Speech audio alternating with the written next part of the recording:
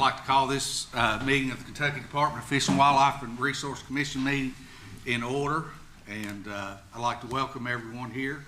Hope everyone had a safe trip, and I hope everybody's staying free of all the sickness that's going around. I caught a little bug on Monday and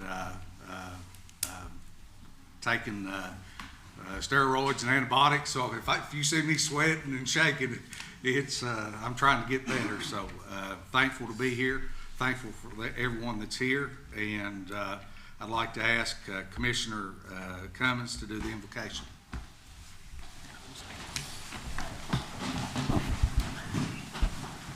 Let's pray together. Father, we thank you for the gifts that you've given us, and we thank you for this holiday season that you've given us, to the Thanksgiving holiday, to be thankful for everything that we're blessed with. We thank you for this upcoming season where you get to celebrate the birth of Christ. And Father, Lord, I just pray a blessing over our meeting today. Everybody that is in this room, everybody that's watching on a live stream, we're grateful for the wildlife, the fish. We're grateful for the people of Kentucky, God, and we just want to make decisions that will benefit all. And Father, we ask that you would just guide us as we do that. We give you praise, and we thank you for getting everybody here safely today, and let us return back to our families safe as well. God, we love you. We thank you. In Jesus' name we pray. Amen. Amen. Commissioner Smith, would you like to lead us in the pledge? I pledge allegiance to the flag of the United States of America and to the republic for which it stands, one nation, under God, indivisible, with liberty and justice for all.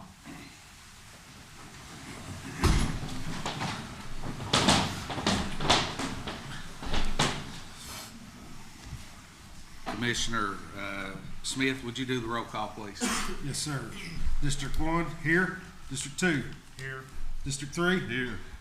District 4, Present. District 5, Here. District 7, Here. District 8, 8 here. District 9. Here. All present. Thank you. Again, welcome to the Kentucky Department of Fish and Wildlife Resource Commission meeting, December the 5th, 2025. I had planned on having my first ever chair remarks, but I got under the weather starting Monday, and just now starting to feel a little bit better. But I'm thankful to be here. I'm thankful that you all are here, and wish everybody a safe holiday, Merry Christmas, and we'll go to the Commissioner's remarks now, if that's okay. Thank you, Mr. Chair. As usual, I'd like to thank all of our user groups, our license holders, our staff, everybody that puts this together to make this happen. I'd like to thank the I&E division, the Salado Center, which is a wonderful facility. This room was originally designed to host commission meetings, so here we go. We put this thing together. A lot of work from our team to get this done. Also appreciate the fact that we have this meeting virtually today. We have somebody that is tuning in remotely. Hunting season's in full swing, and I think we're having a great start to the year. Certainly a cold start to December. Bear season, 150 have been harvested so far, and we're continually setting the bar there for bear season. Deer season is slightly up from our 10-year average at about 130,000 deer harvested so far. We've got our friends from Kentucky Hunters for the Hungry here, and I challenge everybody that's an enthusiast to think about maybe go out and harvest that doe, that first deer you see, and donate that to the Hunters for the Hungry. And it's no charge, and just fantastic, lots of opportunities, multiple locations across the state. If you want to learn about that, you can reach out to us or Hunters for the Hungry. The first ever antlerless season we had in September. We had 500 deer harvested for the CWD zone. Our Kentucky Deer and Elk app is open now, and so you can go to the app store You can search, there's a lot of cool things on there. It's available for both iPhone and Android. Duck and crane season comes in on Sunday, December the 7th, and Jay's giving us pretty good waterfowl reports. Looks like we've got some migratory birds that have moved in with the cold weather.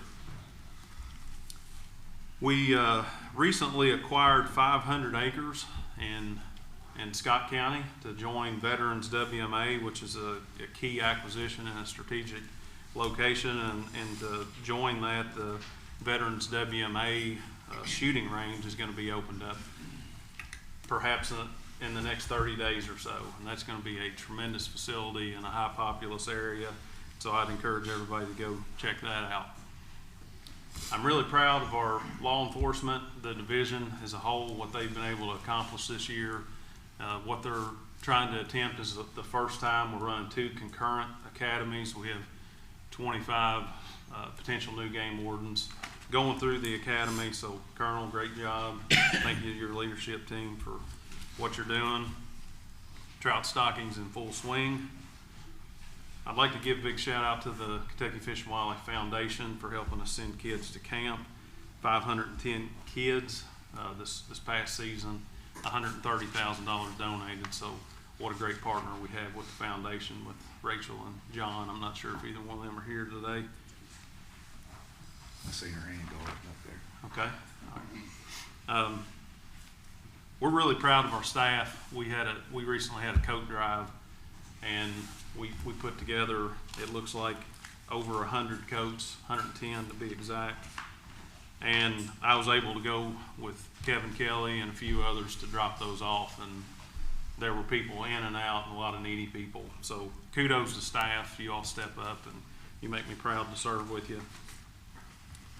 On another positive note, the Tim Horton Camp, the Tim Horton Camp Foundation reached out to the agency and gave us a once-in-a-lifetime opportunity. And a 50-acre property with millions of dollars of infrastructure, and basically we're willing to donate that to the Department of Fish and Wildlife. So we have signed that lease agreement, and we've got some tremendous plans, and I have a vision of all the divisions within this agency utilizing that ground. The facility is incredible, and it was absolutely a no-brainer to look at what it has to offer. We've got lakefront access on the Green River Lake. We've got a lodge that's just absolutely tremendous. So in terms of the infrastructure, it's phenomenal. And so we're going to have a multi-agency usage of this. I can't wait to have staff come out and we're going to have a get-together probably in the next 60 days or so. So this is exciting news for us. I can't believe that we have this opportunity for the agency. So this prolongs our heritage. It gives us a whole new opportunity. We're looking at partnerships with multiple groups, and so if you'd like to talk about this acquisition, let me know. Next week is muzzleloader season, so there's your Hunters for the Hungry opportunity. It's cold outside, so get out there and let's harvest a few more deer. And each year, I'd say everybody in this room, you get a lame Christmas present. So let's try to avoid giving a lame one, and let's buy somebody a hunting or a fishing license. We can do that through a gift certificate, by the way. So let's give a good gift to somebody that would appreciate it. So thank you all. God bless you, and things are well here at the agency. That's good, and I'm excited about the camp too. And I would really like to introduce it to everyone by maybe having our next commission meeting there, if we can work through that, because I'd really love to show that facility off. And I'd like to commend the commissioner on what an outstanding job working through the process of this facility. We've all attended and went over it, and it is really, really nice facility. So that's a good job, Rich. All right. Anybody have any comments on the commission? Okay. informational items. We have our quarterly financial report by Ms. Trent.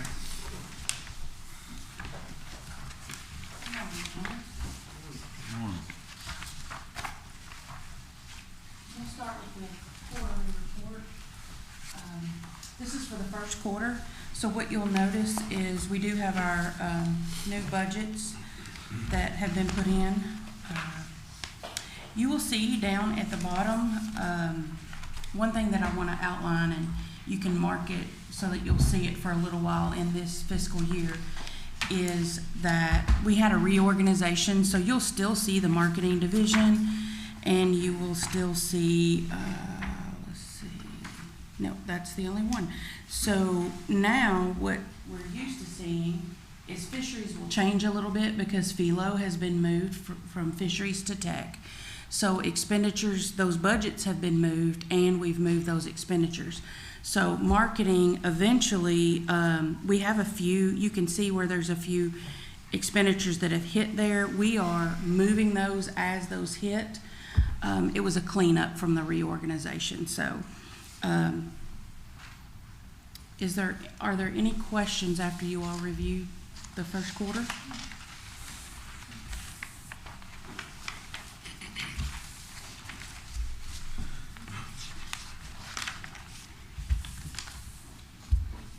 No questions?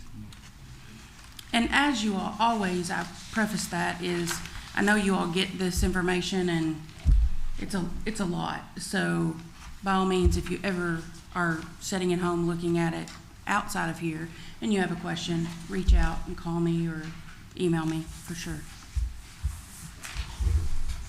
But when I look at it, we're right on track for the normal first quarter, and you can see that. Can you pull up the second page? No, go down one. Yes. So this one right here will have the 24, 25, and 26. So I always kind of look at that to see, and it'll show if we're consistent or if there's something kind of odd, that if there's a spike, I always look to see what it is. And we do have explanations for certain things that happen like that throughout the year, but for the first quarter, we were pretty consistent with past fiscal years. And it appears on revenue that the hunting and fishing license are actually up year to date for FY 26. Yes, we are up for this. Yes. Now, the other document that I gave you all, which you will have to review, I wanted to point out a couple of things. This is our annual budget, and for the whole department. So I gave you all a paper copy at the last meeting of just the budget for the commission. This is the whole department budget. So if you look at pages one, actually, if you skip down to page, the first 6 pages, it looks like, is a lot of informational, and it is numbers and calculations of where we have our projected revenues on what we calculated the budget on. But if you go to page 7, this is where I want you all to really look at. This is a department roll-up of the whole entire budget. And then behind that, in page 8, 9, you will see at the very top, on page 8 is the admin budget. And then you will have each division budget after that. You all, your budget is actually in the admin budget along with the commissioner's office and admin services. Then on page 10, you would have the wildlife division budget. So you can look through all of those numbers, and if you have questions about any of the expenditure categories or any numbers on any of it, I can pull any data that you want. This is a lot of data, but it is our budget for the whole year. And all of these budget numbers are on your financials each month. The budgeted, that's where we've come up with those numbers, is in this budget.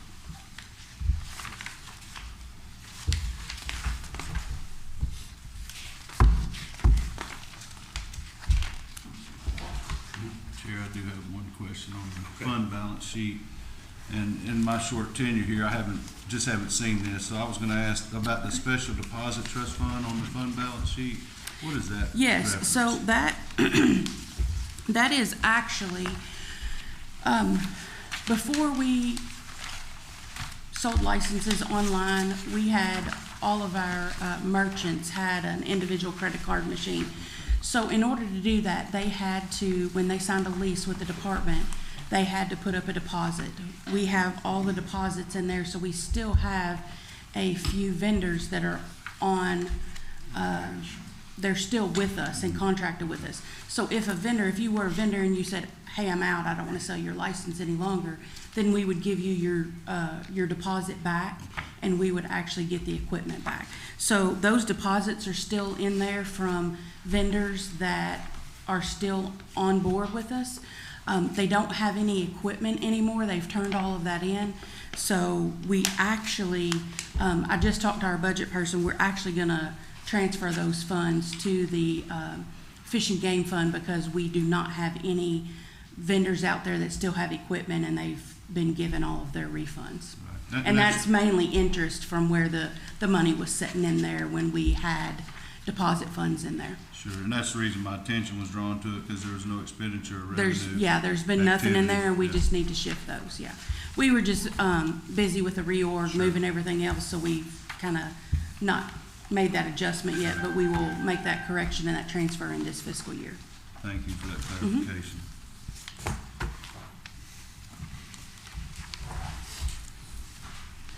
All right.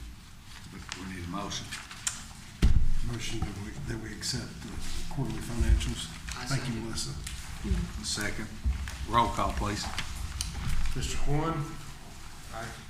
2? Aye. 3? Aye. 4? Aye. 5? Aye. 8? Aye. 9? Aye. Motion passes. Motion passes. Okay, now we're gonna go into our action items for the day, and I just want the wake boat people to know that we've received all their comments, and we've read all the comments that they have sent in, and we thank them for their participation and their hard work. Action items are items that we vote on, and there's no discussion. So we will have Dave Dreves and Colonel McQuarrie come up and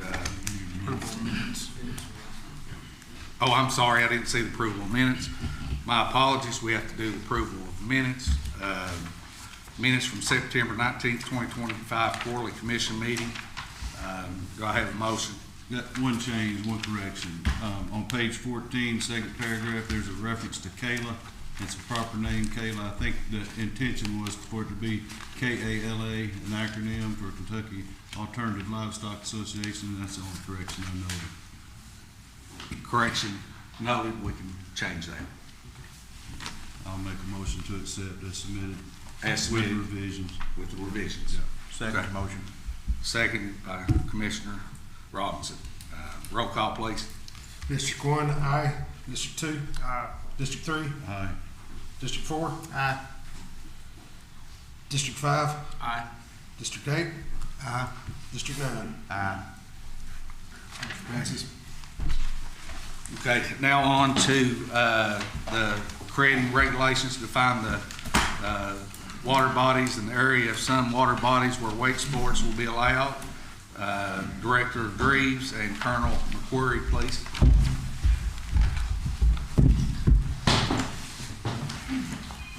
Morning again, gentlemen. Morning. So this item is to create regulations to define water bodies and the area of some water bodies where wake sports will be allowed. The definitions for wake sports and a wake boat were approved at the last meeting. So the provisions that would regulate those activities are in 301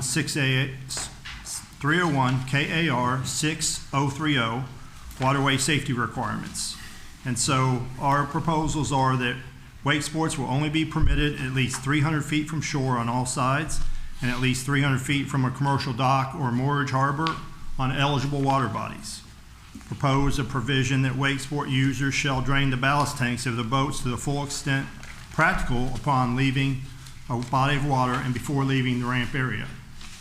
And then we have a list of water bodies where wake sports would be eligible.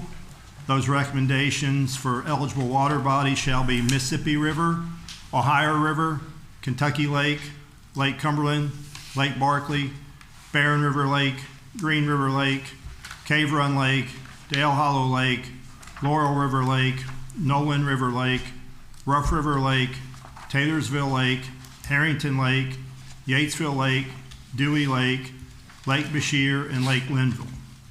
And then all other water bodies in Kentucky shall be ineligible for wake sports.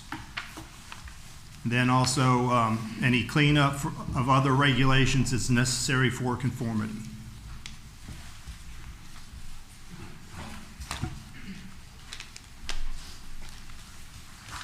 Any questions from the commission? I do have some questions, and mostly to Colonel Query. How enforceable is this? Honestly, I want to know what kind of situation we're going to be putting our law enforcement gentlemen in on our bodies of water. So I would like to know that. Yes, sir. I think I mentioned last commission meeting that, you know, when you consider a distance, it can be difficult because obviously we're not out there with range finders and tools, et cetera, to help us identify exact distance. So I think the words I used last meeting were egregious offenders, things that were obvious to us that we could easily see that, you know, they're violating the law. So if that answers your question, it'd be, you know, enforceable to that extent for us.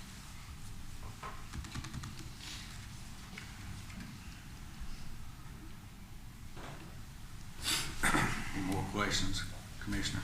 Is that it, Greg? That's one I wanted to have. Okay. Any other questions? Just one more. Okay. We've talked about the 300 feet being sort of the standard that we're applying here. The science and the evidence behind that, is there something concrete? I've yet to see anything that definitively says that 300 feet is the standard by which to set. I think primarily one of the concerns that we've got is erosion control, and I think it's been pointed out by this group that's organized very strongly around this issue that many of these lakes are flood control lakes, and it's hard to say that erosion control is a primary concern for these wake boats when we know we've got erosion issues for all the flooding that occurs. So what is the sort of the scientific standard for choosing 300 feet? There is studies that show that you needed to be further away from the shoreline with a wake boat to equal the weight from other boats. There's other studies out there from the water sports industries that says 200 feet is that distance. The University of Minnesota study said you need to be 500 feet to equal, you know, what a boat, a regular, quote unquote, regular boat. Now, we all know that there's a lot of different kinds of boats. There's a lot of different types of wakes. We looked at some other states, and there's a number of states that have 200-foot buffers. There's a state that has a 300-foot buffer. There's another state that has 500-foot buffer and a minimum of 20 feet deep. And then there's a couple states that have proposals in the works other than us, 2 other states, is my information from Mr. Gatz of the Water Sports Industry Association, who I talked to earlier this week. Understood. Thank you. I guess my question is, surrounding states from us, the only one that I'm aware of is Tennessee, and they did a 200 foot. Is that correct? That is like correct. Local states that border us. And then the other question that I have is, when we have made our list of lakes, has depth been a consideration, or is it just the acreage, just the width of those lakes? Is depth actually something we've considered?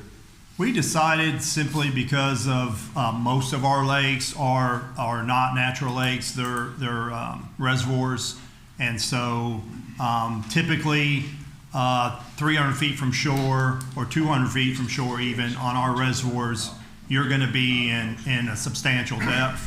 So we decided not to complicate things and try to worry too much about depth.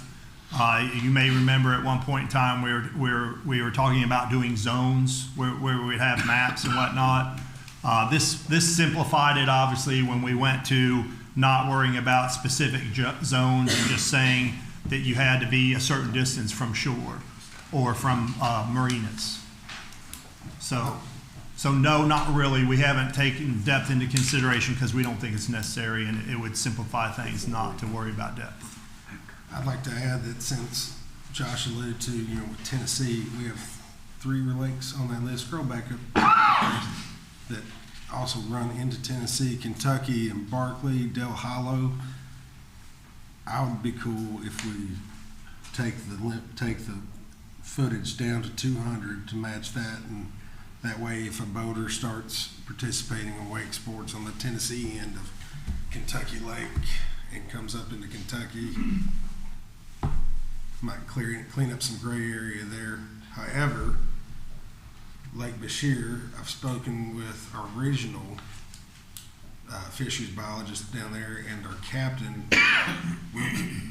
We're all in agreement that once you factor in that 250 foot and the line of sight and riverine nature of Lake Bashir, I would like to make the motion that we accept 200 feet as the standard and remove Lake Bashir from the approved list.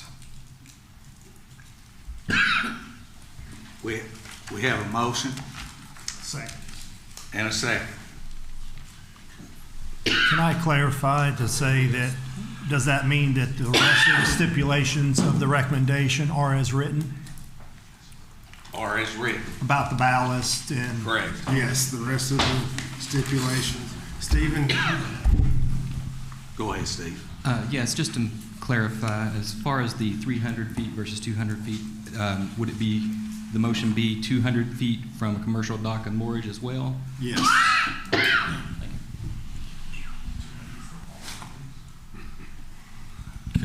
Could we ask Dave's opinion on Bashir?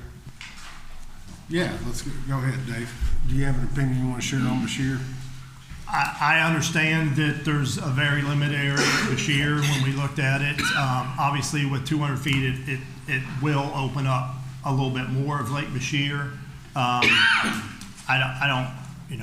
can support it simply because I think it's a state-owned lake, which is a little bit different from these other lakes, and it's a fishing lake. Obviously, I'm partial to providing great fishing opportunities as well as boating opportunities for this size of lake. I'll leave it up to you gentlemen in all honesty, but I can see why you would want to exempt it. 750 acre lake. There's one public boat ramp on the lake. I've talked in depth with the captains, or with Captain Mullins and Lieutenant Ethington. They're very concerned on being able to enforce or the potential for accident on Bashir. I think Bashir's a relatively shallow lake compared to a lot of the others too. So the water depth, without 200 feet, is probably not going to be. If we did analyze medium depth factor, it would be excluded for that, but obviously we haven't. But motions on. We have a motion and a second. Roll call, please. District 1, aye. What are we voting on? It's on the screen up here. The motion is for to accept the water body regulations. To accept the changes and vote this through? Yes. The whole thing, is that what we're voting on, or voting to accept the $200 or the 200-foot change and Lake Bashir out? What are we voting on? That's what I want clarification on. The motion is to accept the 200-foot buffer for all lakes, excluding Lake Bashir and what is listed in the agenda.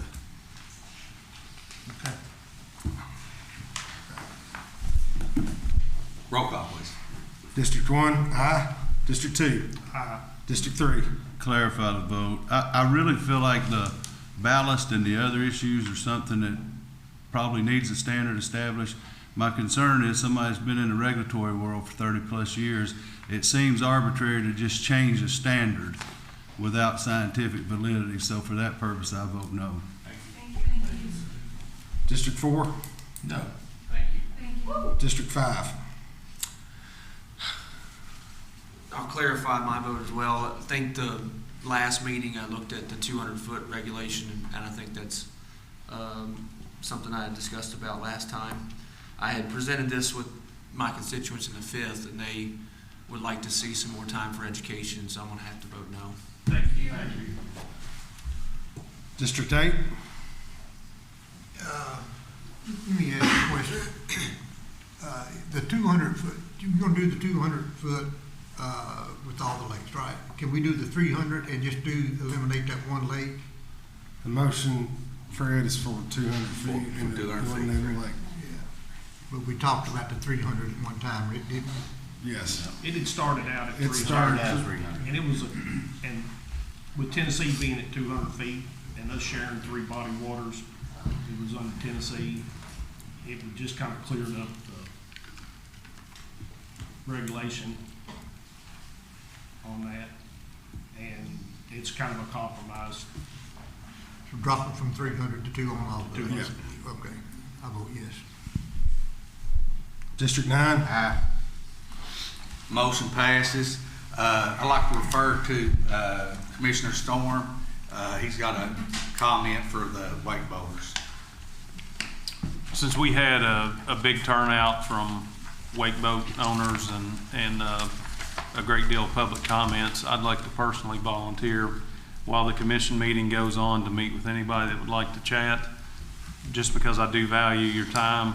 And I'll step out in the hall and chat with anybody that would like. I will ask Jenny if you would come out with me too, but just to, again, to accommodate you all, and then to expedite your all's meeting, but I'll do that at this time. Anybody that would like to chat, but thank you all. Okay, on to the next part of the agenda, modifications of black bass size and daily limits. We'll give them a couple of seconds to get out.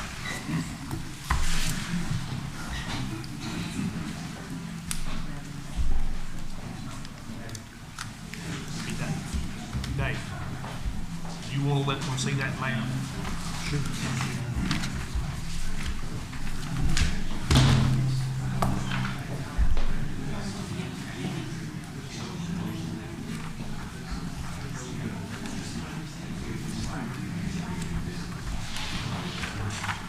Maybe ask some clarifying questions about like the stepping out, and are we able to step back in?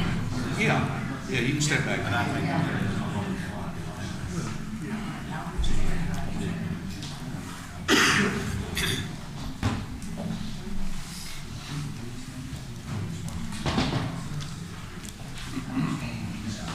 Okay, modifications of black bass size and daily limit, shovel nose sturgeon daily limit, skipjack herring daily limit, and additions to the fishing in neighborhoods program.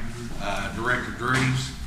Yes, sir, Mr. Chairman. This is proposals to amend 301 KAR 1201. This is our taking of fish by traditional fishing methods regulations.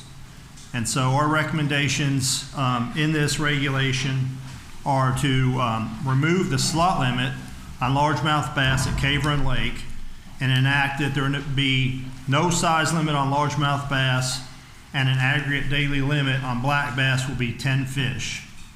And the 18-inch minimum size limit on smallmouth bass will remain. The next one is remove the slot limit on largemouth bass and smallmouth bass on Otter Creek in Otter Creek Outdoor Recreation Area. On the following water bodies with a black bass protective slot limit, change the black bass aggregate daily limit from 6 fish to 10 fish. The lakes are Beaver Lake, Burt Combs Lake, Beulah Lake, Bolts Lake, Carter Cave State Park Lake, Cave Run Lake, Corinth Lake, Elkhorn Creek, Elmer Davis Lake, General Butler State Park Lake, Grayson Lake, Lake Blythe, Lake Malone, Lake Pennyrile, Lincoln Homestead State Park Lake, McNeely Lake, Panbowl Lake, and Wood Creek Lake. Dave, just a second. On those lakes you just named right there, the slot limit's gonna stay in place, you're just increasing the number from 6 to 10. Yes. Okay. And what we're doing there on places where we have a slot limit, our desire is for anglers to harvest bass less than the 12 to 15 inch slot limit. We have an overabundance of small bass on those lakes, and we would like to see a greater harvest rate. If we had more harvest rate, then the actual growth of the remaining fish would improve, and the fishery would overall improve for black bass. And so our goal with that is to allow more harvest, with going from 6 fish to 10 fish, in the hopes that we can reduce those overabundant small bass on those lakes. The next provision is to add a daily limit of 2 fish for shovel-nose sturgeon. Next is add a daily limit of 100 fish for skipjack herring.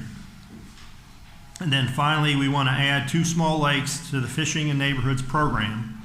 The following 2 lakes would be added to the list of special lakes and ponds that is material incorporated by reference, and thus would be managed under FIN's program regulations. So these new lakes would be Owens Lake, which is an 8.6 acre lake in Boone County owned by the city of Walton, and Harry T. Clark Community Park Pond, which is a 2.2 acre county-owned pond in Round County. And then also we want to clean up any other regulations as necessary for conformity.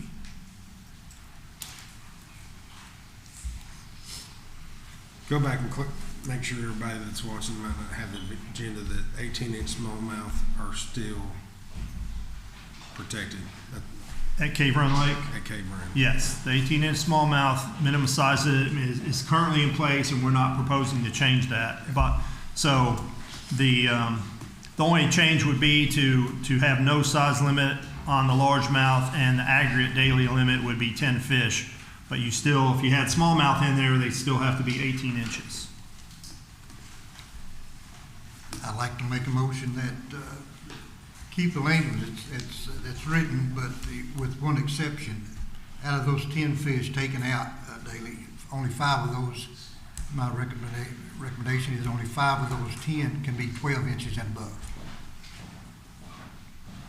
Instead of taking, obviously, 10 of any size. As pertains to all the lakes or just Cave Run? Cave Run. Just to Cave Run. Cave Run. Comments, Director Grace?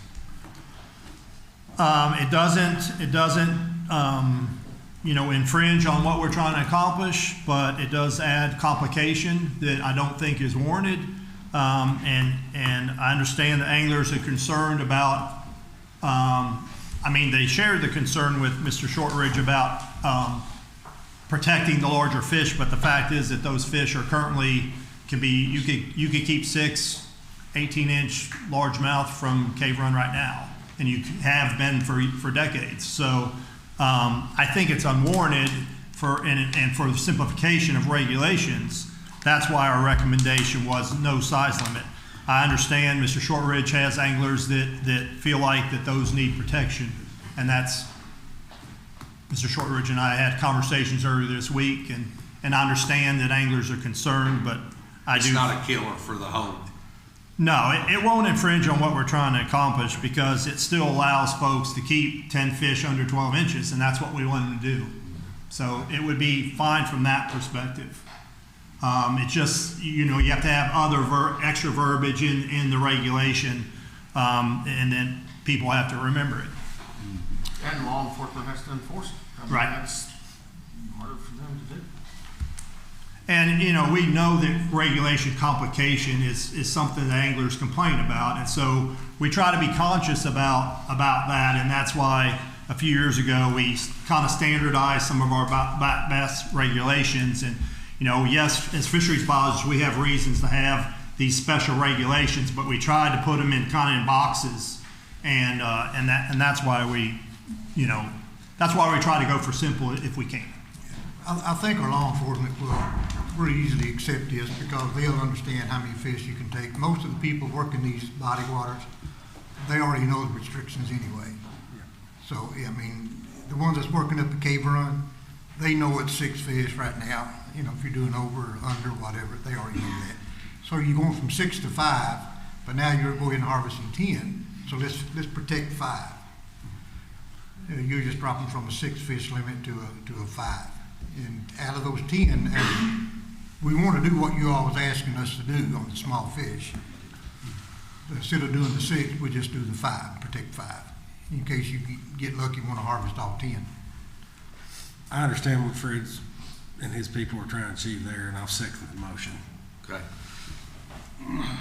We have a motion as amended and a second. Any questions? I guess on all the other limits, are we raising? It seems like they're all being raised, none of them are being, as far as the stock limits, and every one of these. Is that correct? I'm not sure. Some of those Does that make regulations are a restriction, and some you could characterize as a loosening of regulations. That's what I mean. Like shovel-nosed sturgeon, skipjack, herring, obviously those are a restriction because there's currently no size limit for those or daily limit for those 2 species. But yes, a number of those other regs are basically what you characterize as a loosening of regulations. And skipjack is largely a forage species, so we're trying to protect some forage and There's a as we discussed earlier this week, all lakes are different. So we got to go with what we know what's going on at Cave Run. And that's why my proposal, that motion is being made, is because of the problems we're having at Cave Run. We're just trying to improve it, that's all we're doing. ready to vote? Yes. Roll call. District 1, aye. District 2? Aye. District 3? Aye. District 4? Aye. District 5? Aye. District 8? Aye. District 9? Aye. Motion has passed.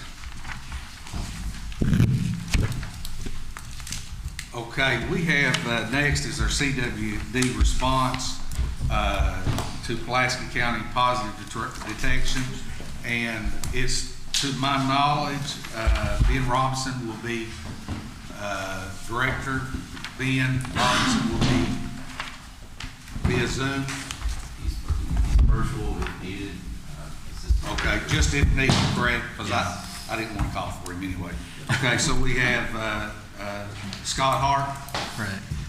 Good morning, gentlemen. I'm Scott Harp. I'm one of the assistant directors for the Wildlife Division. Ben sends his best regards and his apologies for not being here in person. He had a procedure done yesterday that negated him being here today. He is available on Teams, and if he needs to jump in for clarification from him specifically, he'll do so. Out of that, if I say something stupid, he'll jump in as well.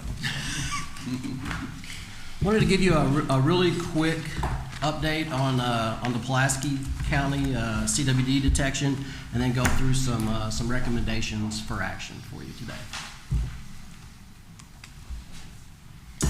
So we had a 2.5-year-old buck that was shot with a crossbow just outside of Somerset, Kentucky, back in September.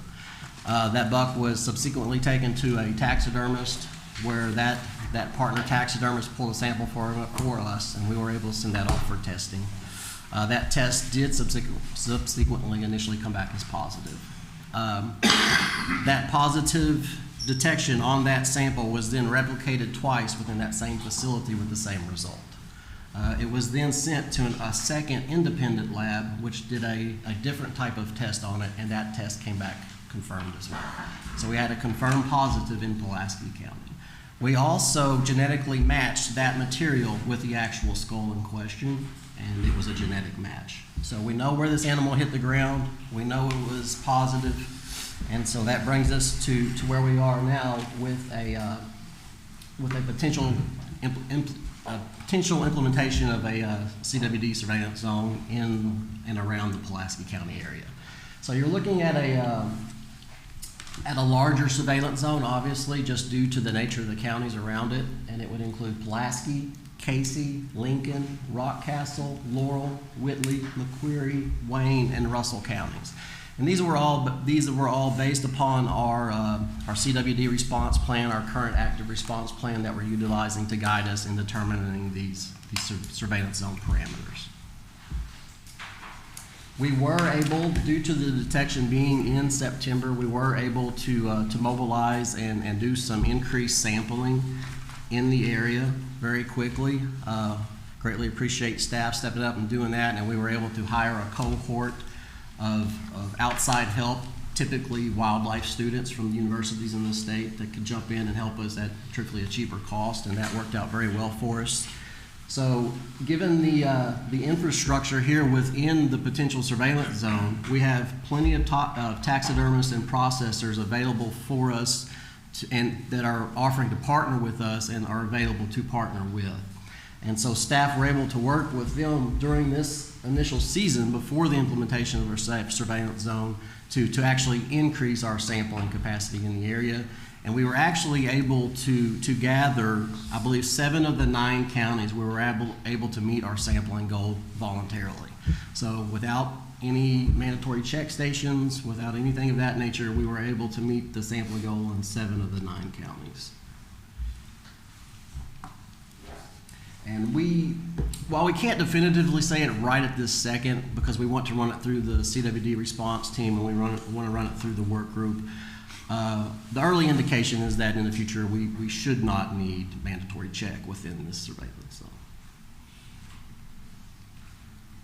Just a quick overview of the modern gun season within these 9 counties comparing 2024 to the season that just wrapped up. As you can see, we have a fairly high harvest within those 9 counties. We have over 7,000 animals on average. There was no significant decrease in harvest this year. Actually, a few of the counties increased in harvest this year, and this was even after the announcement of the detection. But again, with 7,000 being the average harvest, then we feel that also gives us the ability to obtain the samples that we need without mandatory check. Brings us to our recommendations. And we actually have 3 items for action we would like you gentlemen to consider. And the first one is to add the 9 counties to the CWD's surveillance zone. And those counties would be Casey, Laurel, Lincoln, McQuarrie, Pulaski, Rockcastle, Russell, Wayne, and Whitley counties. As you add those in, that automatically initiates the restrictions for carcass transportation. It initiates the prohibition on deer rehabilitation, and it initiates the baiting ban within that surveillance zone. However, our second action is that you authorize the commissioner to use his authority to lift that baiting ban and to make it consistent with the other surveillance zone counties as far as our current restrictions on how you can bait within that surveillance zone. And while it's not on the slide, we would also recommend that we expand the deer scrape study that we're currently doing in the western surveillance zone to this surveillance zone. That would be a very modest cost. I would like to point out that the lifting of the baiting ban would actually take place at midnight tonight, just to allow us to do the paperwork on it. Chair, question. I missed the one meeting, and I don't know if this was discussed, but was there ever a determination on those captives, any captive serving facilities in that general area? What's the closest one to where this deer was identified? There's one, there's some in the county, but there are 7 in this new potential 9-county zone. And that scrape study, I'm assuming, will start sort of that point of origin closest to those areas where that deer was harvested and around those captive facilities. Yes, sir. And it's designed to help us detect any prions that might be on the landscape so that we can focus in our sampling efforts more efficiently. Okay. I believe it's also going to look to the south as well, towards the closest point of contact with CWD. I'm assuming that none of these high-fenced deer facilities are double fenced that would keep out. Not that I'm aware of. And we don't have any indication from the Department of Ag of any deer that might have escaped from any of those facilities. We know that this is a wild deer, I understand that, but any type of mixing of those herds, we don't have any indication that that's happened at all, right? No, sir. How many deer in this area did we officially test after the positive study, or after the positive case? Don't have the exact number off the top of my head. We thought it would be easier to just mention it by counties, but I can get that to you directly after this is over. The total sampling numbers. And I guess what the other question, I guess, that goes along with it is, for these 9 counties, what is the goal we're looking for in testing for CW? Like, what's the sampling size we're looking for? It kind of varies based on the counties, where it is in location to the proximity of the positive. But in general, we have, this one gets kind of different because it's not just animals, it's points, right? So each animal counts a little differently, but we're looking for at least 300 points in those counties, which could be a range of 100 to 300 deer, you know, depending on what sex and, and age they are.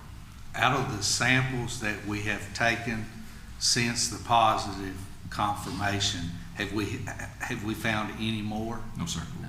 How many? And I believe approximately 75% of those samples have already been tested. Okay. With them. So we still have some that have not come back. There's a handful. Just a couple hundred, I believe, that haven't come back. Did a lot of those come from around the immediate impact zone? They're kind of distributed across the thing, right? The hunter harvest, hunters are all across the county, and that's kind of how we got them. Chair, I would say we have a CWD response plan that was worked on that predated me on the commission, and as I've mentioned many times, if we're going to have a plan, I feel like we should follow it, and this just places the same standard as we've had in the other areas. So Yeah. I agree.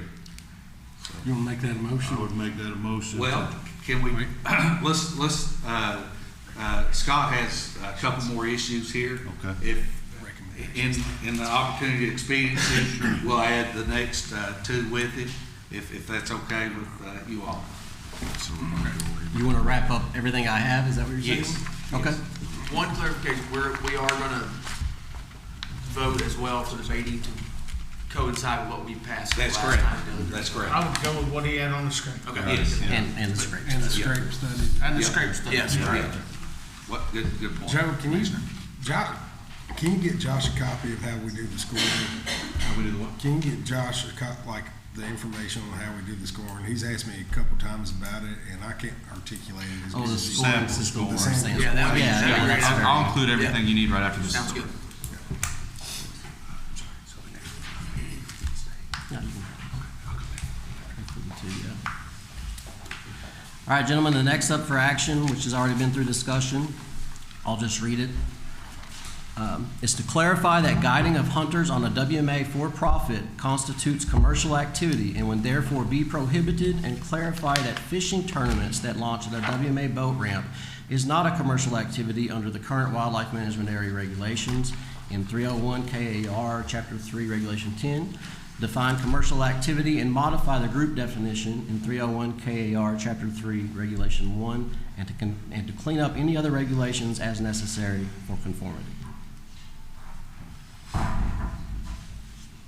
What's that going to affect?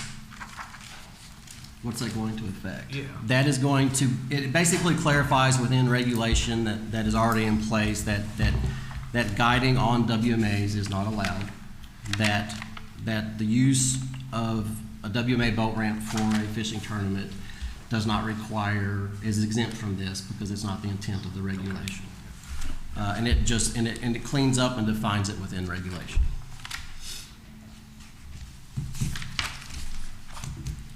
The next.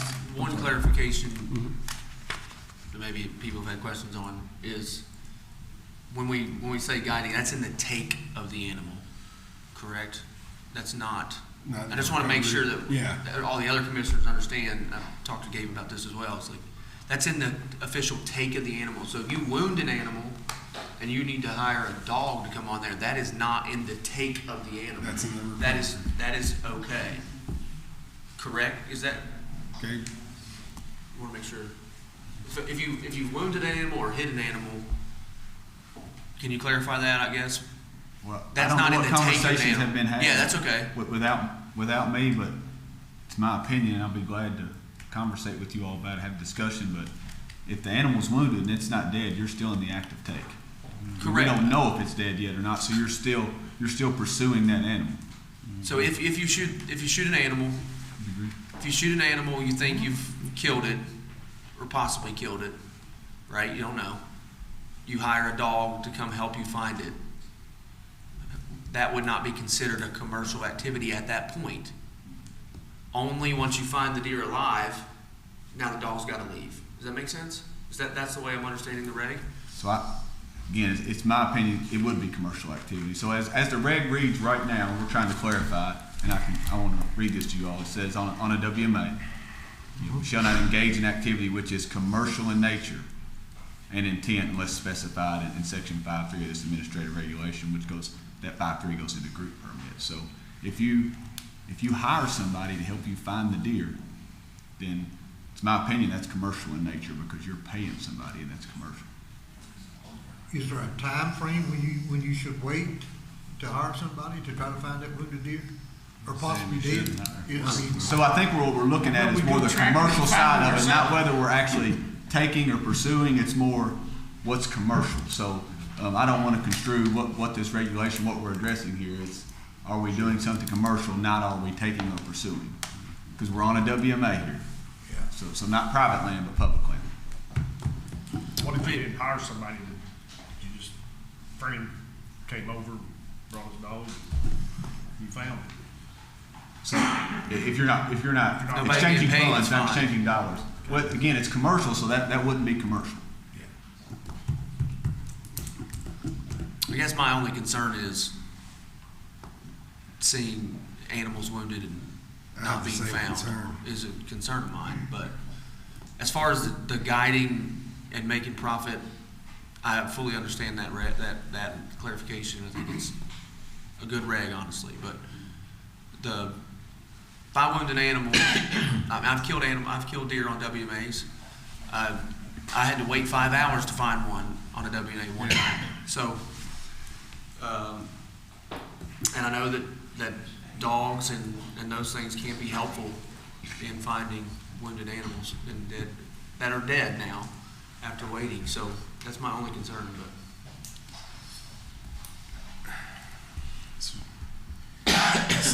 I've had several calls this year on people that were hunting off of a WMA. They shot a deer, it went onto a WMA, were they allowed to go on there? And actually, one of them was a dog, and the others were all drones. Could they go on there and find their deer? If they paid for it, no, they cannot. Would the drone be allowed to fly over and see if the deer? If it's not commercial. If it's not commercial, again, I would defer to you all on the decision you make on. We're just explaining what the regulation as it already exists, but it needed clarity because I think much of this originated with guiding on our WMAs. But you do have a valid point with the use of dogs and drones, and then that being commercial in nature if you're receiving dollars to do so. So then also what you have to consider, and we could get into the weeds here, but certain WMAs is actually core property. You're not going to, whether you pay or not, you're not going to fly a drone. So those are considerations too. Even if we do make an amendment here that regardless of what we do, it may not still be allowed on those properties if it's core. Yeah. But sort of the whole intent of public land is a DIY hunt, right? I mean, right. So you find especially in Kentucky with the amount of public acreage that we have, yes, there's implications on that. I mean, that's for sure. I agree. Yeah. But let's say somebody in Eastern Kentucky shoots a bull elk on a piece of WMA and it's wounded. Yeah. I don't want to see Wasted. that be wasted. I don't disagree. I just wonder if that's an exception to what we're seeing. I wonder if it's happening all the time, you know. Or if you kill a bull elk in one of these big deep hollers over there, I mean, hell, I'd hate to think I'd have to pack the whole thing up by myself.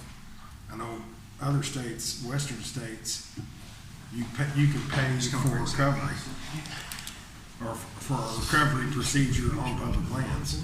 So I'll just speak on it quickly. One thing I would point out that not the majority, but a lot of the the dog recovery services do that for free. And so we have to focus on the commercial activity, like the Colonel pointed out, is once you make that payment for that service, that's when it's become commercial in nature. And then to Commission Member Smith's comment about recovery, the hunt is over at that point, so you're not involved in take. Okay. All right. But that's not the way that Colonel McQuarrie just. I do think we need to make it, this regulation as it exists really doesn't apply to take. It applies to a WMA and doing something on that WMA that's commercial in nature. So I don't want to confuse the drone regulation to the WMA commercial regulation. Right. And I understand your point. They do mix when you start talking about using a drone and then getting paid to do so. Then you start talking about take, but truly we're talking about. I'm just saying, commercial. speaking to what Gabe just said, if it's on a WMA, I've already killed the animal. I can't pay somebody to help me pack it out either. As it exists right now, you're correct. Yes, sir. But we approve this, that becomes recovery at the time the animal's dead, right? If it's dead. Okay, so we then, so the act of take is done once you prove dead. Then you can, if we approve this, can you or can you not pay for help in recovering that animal? Again, focusing on the commercial aspect of it, you gentlemen could make a motion to exempt the recovery aspect. Yeah. So we can still clarify that the guiding of hunters on a WMA for profit constitutes commercial activity. And then you could also clarify that the fishing tournaments that launch on a boat ramp is not a commercial activity. And you could also recommend that recovery is an accepted activity. What do you recommend? Gabe, do you have a recommendation that's not included Commissioner? here? This may get into the weeds more than we want. Yeah, I think that's the balance, what I'm right? afraid It's public land, and so are you potentially increasing the number of participants on that land by letting them come in and make that payment? I mean, I can see both sides of it. So a lot of this conversation's been focused on elk, but I think that's we have to think about all of our WMAs all across the state, whether it's Ballard and Boatwright in West Kentucky or Central WMA or in the east for elk. So what we decide for that would apply to deer, to you name it as well. I mean, God forbid, an elderly lady or an elderly person shoots a deer on Ballard and we got Joe's tracking service up the road here, or Joe's recovery service. I don't want to say tracking service, but recovery service. I mean, I kind of like the thought of having an option for those people to, safely get their harvest off the WMA and go. And I think as long as it's clarified that that is recovery, I mean, the customer experience at that point is going to be a better experience. I think it's hard to write a regulation to cover every scenario. That's my issue. We can all sit here and think of scenarios, but they've got to have something that they can take and move forward. And sometimes that's what a court of law's for. If you receive a ticket and you That's can what go case fight law that is in the court of law if you'd like to. But I just think we need to put the record, because what I don't want to see is I don't want to see people guiding on our WMAs. Amen. I do not want to see that at all. I think we're all in agreement. Right.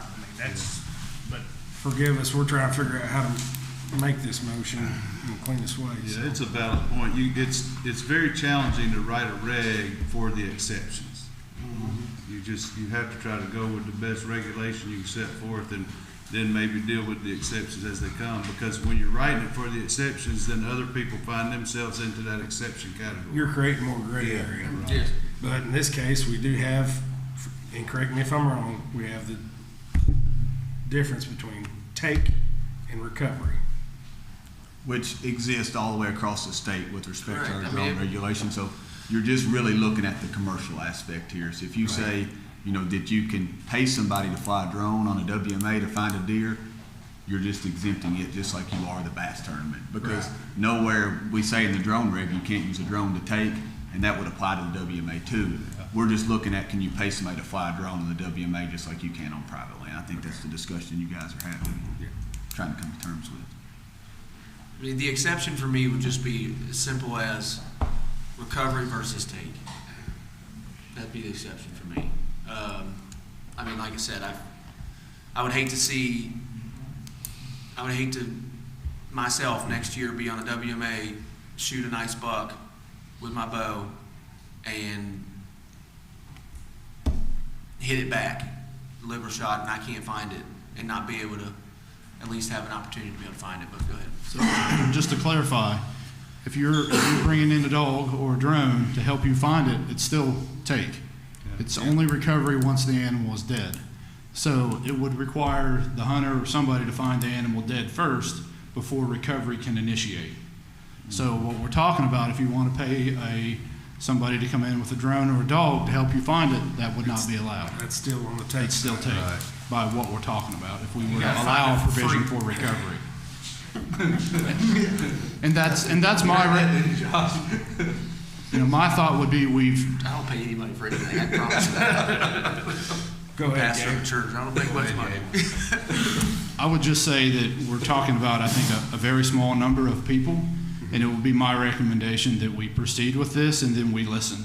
And if we're getting people calling and asking for that, we would be glad to bring that back to you and say, hey, this is happening more than what we are aware of, and ask to allow for some sort of recovery. Because it is a slippery slope, and people might think, well, I can help them, I can have them come in and help me find it. That's not what we're talking about. It's a recovery. So just for clarification, that would be my request, is we would revisit if it's something that we felt was necessary. I've had 4 calls on this year, and 3 of them were on our WMAs, and 1 of them was on the court ground. Somebody shot a deer on private ground, and the deer crossed over into WMA. Like I said, I think 1 of them was dog, the other 3 were drone. They wanted to find it with the drone. And the drone operator said he can tell whether it's dead or not by just flying over top of it. And he said if it's not dead, we're not going in there. I think this is something that we need to get. This issue needs to be on March's agenda. And I don't know if can I even suggest that here, Gabe. We can go ahead and pass it as is, and we'll get with the department to take a strong look at the take and recovery part of it, and we can have it on the March meeting. Okay, I would like that. And Josh, we can make modifications later, like Gabe said. Because this is a clarification of already existing law. We just want to make sure that we've got it. The department protected. Is that correct, Colonel? Okay. So proceed as written. That's action item 3. Yeah. Okay. Chairman, just to clarify, you want me to go through each of my action items and then we'll vote? As long as they're all as written, then it should be fine. Okay. And as modified. Exactly. Thanks, Colonel. All right, gentlemen, the next one we had up for you is to modify deer hunting regulations to allow hunting on properties owned by county or local governments. This is to amend 301 KDFWR Chapter 2, Regulation 178, deer hunting on wildlife management areas, state parks, other public lands, and federally controlled properties, and to clean up any other regulations as necessary for conformity. Again, this is just to allow us to assist local governments and municipalities with a specific hunt framework. So not only does it help those local municipalities, it should provide some opportunity to our sports youth. Any comments from the commission? Okay, Scott. All right, and lastly, we have to amend and incorporate by reference applications and reporting forms for resident fur buyer, resident fur processor, non-resident fur buyer, and non-resident 3-day fur buyer licenses. We'd like to amend 301 KDFWR Chapter 4, Regulation 90, taxidermy and the buying and selling of inedible wild parts, and to clean up any other regulations as necessary for conformity. And again, this is just a cleanup item. Any comments from the commission? No. Matt, with your expertise, could you make the motion? For all of the things that were submitted? Yes, please. Wait just a minute, no, this is for the CWD stuff, too. Yes. Yeah. The bait, when's that going to affect? We're amending, explain to you. We're basically, we would be doing exactly what we did on the other CWD zones. If you remember that. The classification of where you can feed. Or where you have commissioners. Okay. Would use commissioner authorization to allow baiting within the area with dispersed feed. Yeah, broadcast feed in the CWD surveillance zone, I'll be just like talking this. about that, Yeah. It'll be consistent with the rest of the I state. think we all have it. Spreading it instead of piling it. So I believe that's all of our action items as written. Do you have in the motion for the CWD surveillance zones a scrape study? It is it's on your agenda, it is listed, yes. It's on, it wasn't on the slide, but So, I mean, I would just make a motion to accept the action items as submitted for approval. I have a second. I'll second it. We have a second. Roll call vote, please. District 1, aye. District 2? Aye. District 3? Aye. District 4? Aye. District 5? Aye.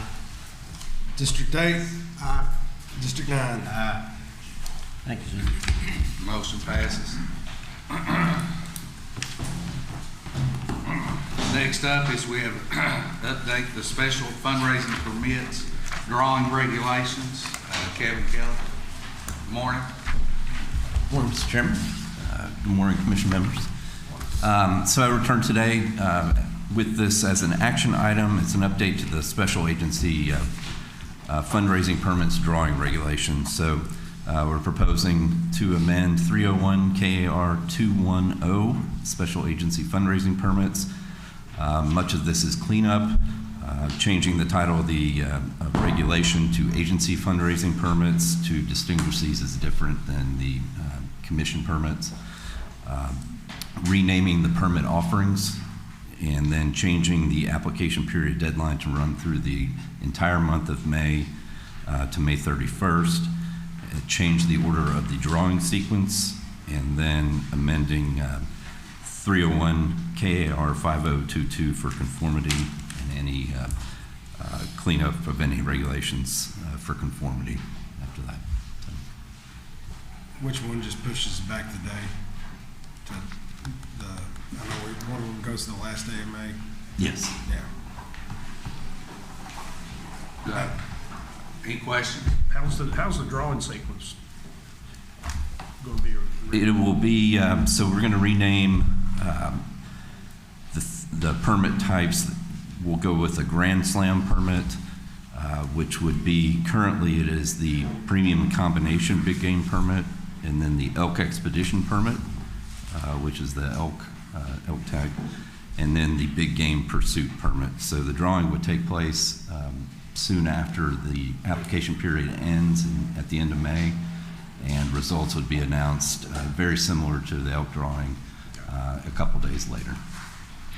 I think Jeff was asking, like, you're just changing the order in which you're drawing for those? Correct. Okay. Yes.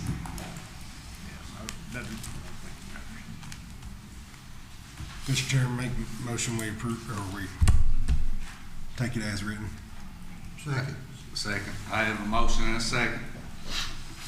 Roll call, please. Commissioner Smith. District 1, aye. District 2? Aye. District 3? Aye. District 4? Aye. District 5? Aye. District 8? Aye. District 9? Aye. Motion carries. Before we go into our last action item, could we take a 5-minute recess, please? 5-minute recess.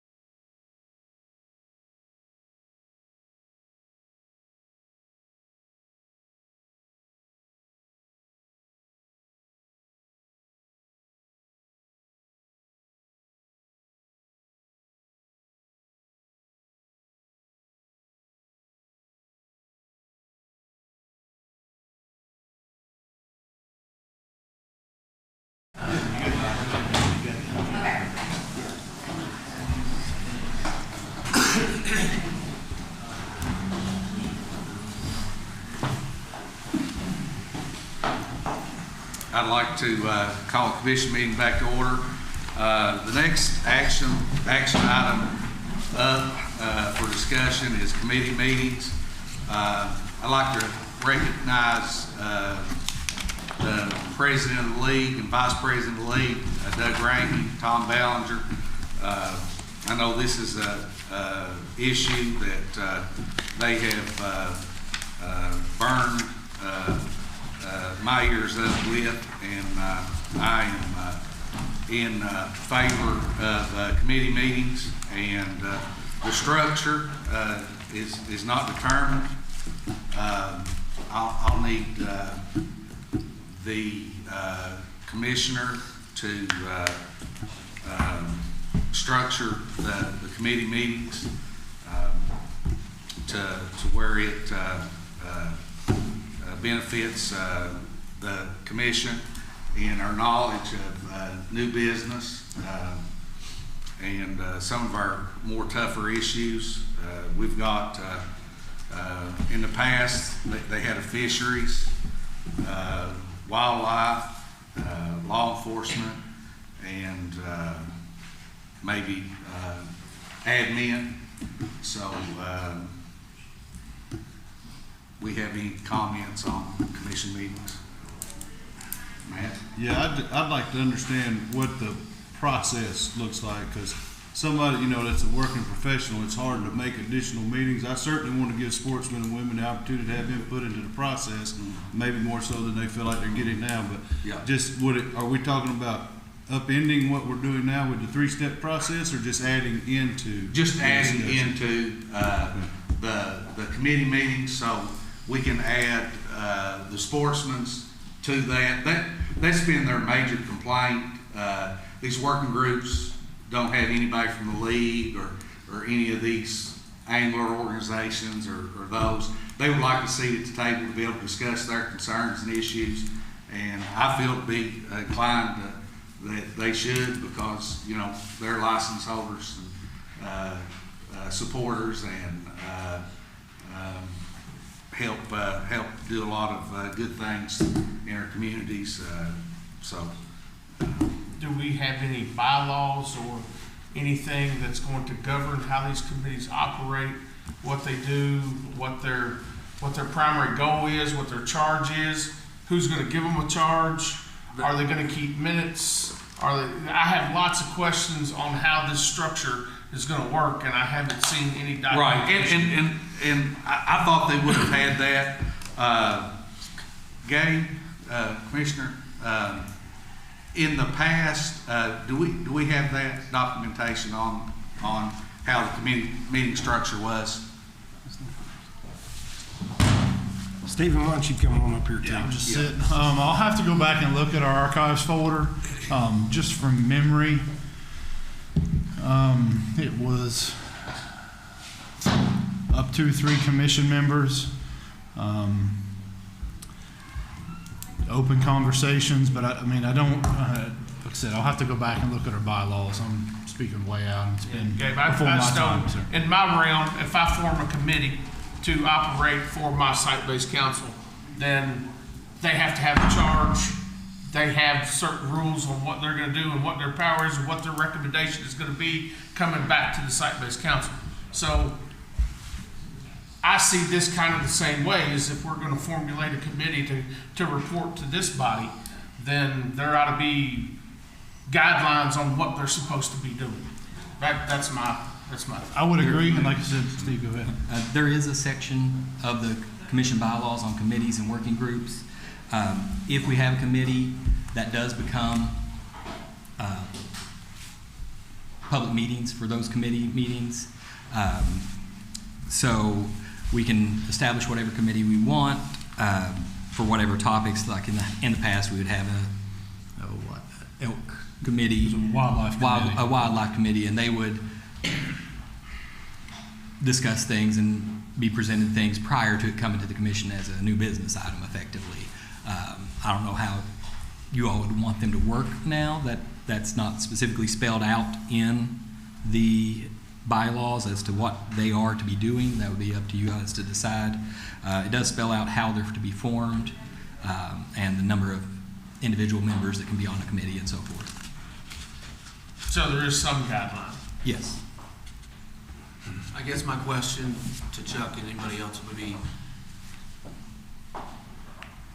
what are we specifically passing today in this? We would just be passing the idea of having committee meetings, but then would we bring back a structure for those that then would go through the three-step process, and then we would pass that structure? Is that the clarification? Correct, we can do that, can't we, Commissioner? Yeah, I mean, I think that would be, we would need input from you guys on how to make those, and then it would be my recommendation that would be adopted into your bylaws on how you want the meeting to be structured at that point, but it would need to come from you, facilitation with the Commissioner's office to. That would be, I'm all right with passing this idea of we want to look at committee meetings. Then I'd love for us to come up with, bring this back to discussion and say, all right, well, how do we want these to operate? What's the structure we want to see? And then move it to My that point process. is, I don't form a committee and just say, oh, you guys go discuss this. I mean, they have a charge on what they're supposed to do and what their objective and goal is. That's my point. So I think my request to you would be to identify a couple members that would be willing to work with us to try to develop a draft that we can present to you in March. So to help us and whoever you want from the board to work with us to develop it would be very helpful. Sounds good. I'm fine with this. I think they need they need input into what we're doing too. So we just need to sit down and get our guidelines and stuff. And again, it says Commissioner Meade, and it's not for Commissioner Meade, it's for the sportsman.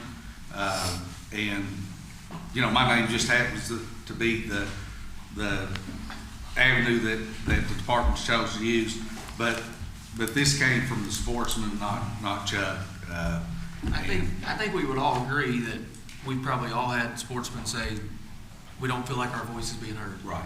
Exactly. I think every one of us on the commission would. And that's all this is. This is no, just having more involvement from them and the public and the sportsmen. And so I guess I would make the motion to approve committee meetings as long as we don't have any committee meetings until we finalize the structure. That would be I would second that motion. all right, I have a motion and a second. Ready Is for a that vote? clear? Is that clear enough? She said one thing earlier, Josh, that I think we ought to do is whatever structure or guidelines we come up with, they go through the three-step process. Correct. I think the sportsman ought to have a chance to say we like this structure or not. So I agree. I think we ought to do that. Okay. And we want to have the framework done by March? Can we identify a few members who would be willing to work with us? And it would just go into discussion. It would just go into a discussion item in March. Does that make sense? And then go through that process. That's what I would propose. So a discussion item in March, not new business item, the framework. The framework would go to discussion, then new business, new business, go through the three-step process. Yeah. Right? Okay. I would be willing to sit on that. Okay. Up to you as the chair. But That's fine. Yeah. Gabe, you want us to identify members to do it? I'd recommend three. So Go ahead, and Commissioner Cummings, Commissioner Smith. I just don't know if I have enough time to get That's into it fine. right now. Commissioner Shortridge. That'd be the three. Would you be willing to sit on you are now. willing to sit? Did you raise your hand? To come up with Hell, Chuck, it ain't an auction. He can't go like this and out there. I would be willing to sit on that. I'll talk to you in a minute. He did have his pencil in his hand. Okay, we have a motion and a second. District 1, aye. District 2, Aye. District 3, Aye. District 4, Aye. District 5, Aye. District 8, District 9. Aye. Motion carries. Chairman Smith, I'd like to vote. Point of reference. I vote Okay. aye. Check that 9 on there. Discussion item.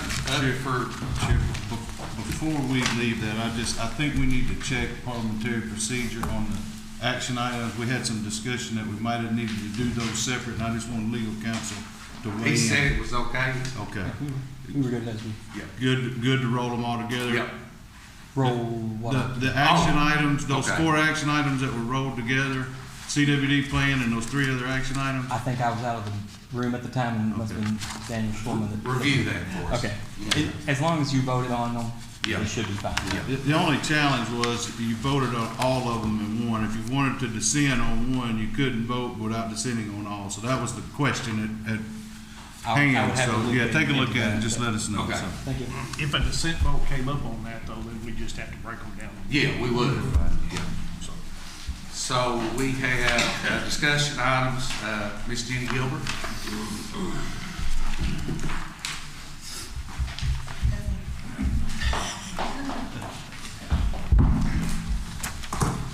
Okay, you may be aware that several years ago, SB 241 passed, which amended KRS 150.0242, and it gave procurement authority to the department. At that time, we were challenged with promulgating an administrative regulation that dealt with procurement for very specific services. That was the only thing that was written in the text of that bill. So we did that, and 11.020 was promulgated, and it is out there now for the public's review. Last year during session, there was a bill that required the Finance Cabinet to go a little bit more specific in their regulations as it deals with contracts and various forms of procurement policies. Though we were not listed specifically in that bill, the commissioner met with myself and Melissa and some of our legal team, and we felt like it was the right thing to do to also promulgate regulations about those types of policies that we follow according to 45A. Just so the public was aware, and our sportsmen that pay for their licenses would also see how we follow those procurement policies. So this is just getting your all's approval to do something we feel like is necessary for transparency and just to be upfront with what we're doing in that department. So Melissa can answer anything about procurement specifically. That's her specialty and not mine. But we just wanted to make you aware that we would like to do that, and we will follow the policies that are in 45A or the requirements that are in 45A. We're already doing that now. Those regulations would just be out there for the public to review more specifically. So, do you have any questions?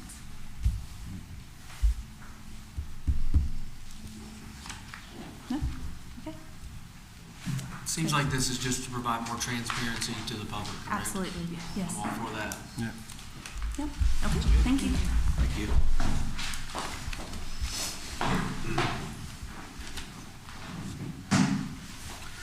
Modifications of regulations controlling land and water use at Department Lakes.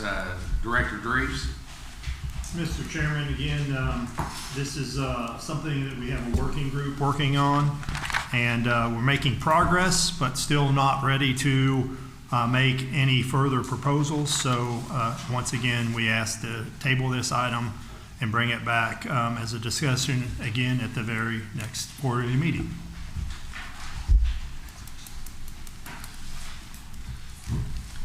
We have to have a motion on that. As somebody on the working group, I would also agree with that, and I'll make the motion that we table it, bring it back as discussion.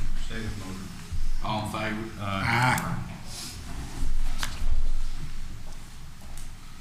We have fall turkey, archery, and crossbow season. I guess it's. I'm gonna ask Zach Danks to come up with me on this one. We may have a handout for you here. thank you.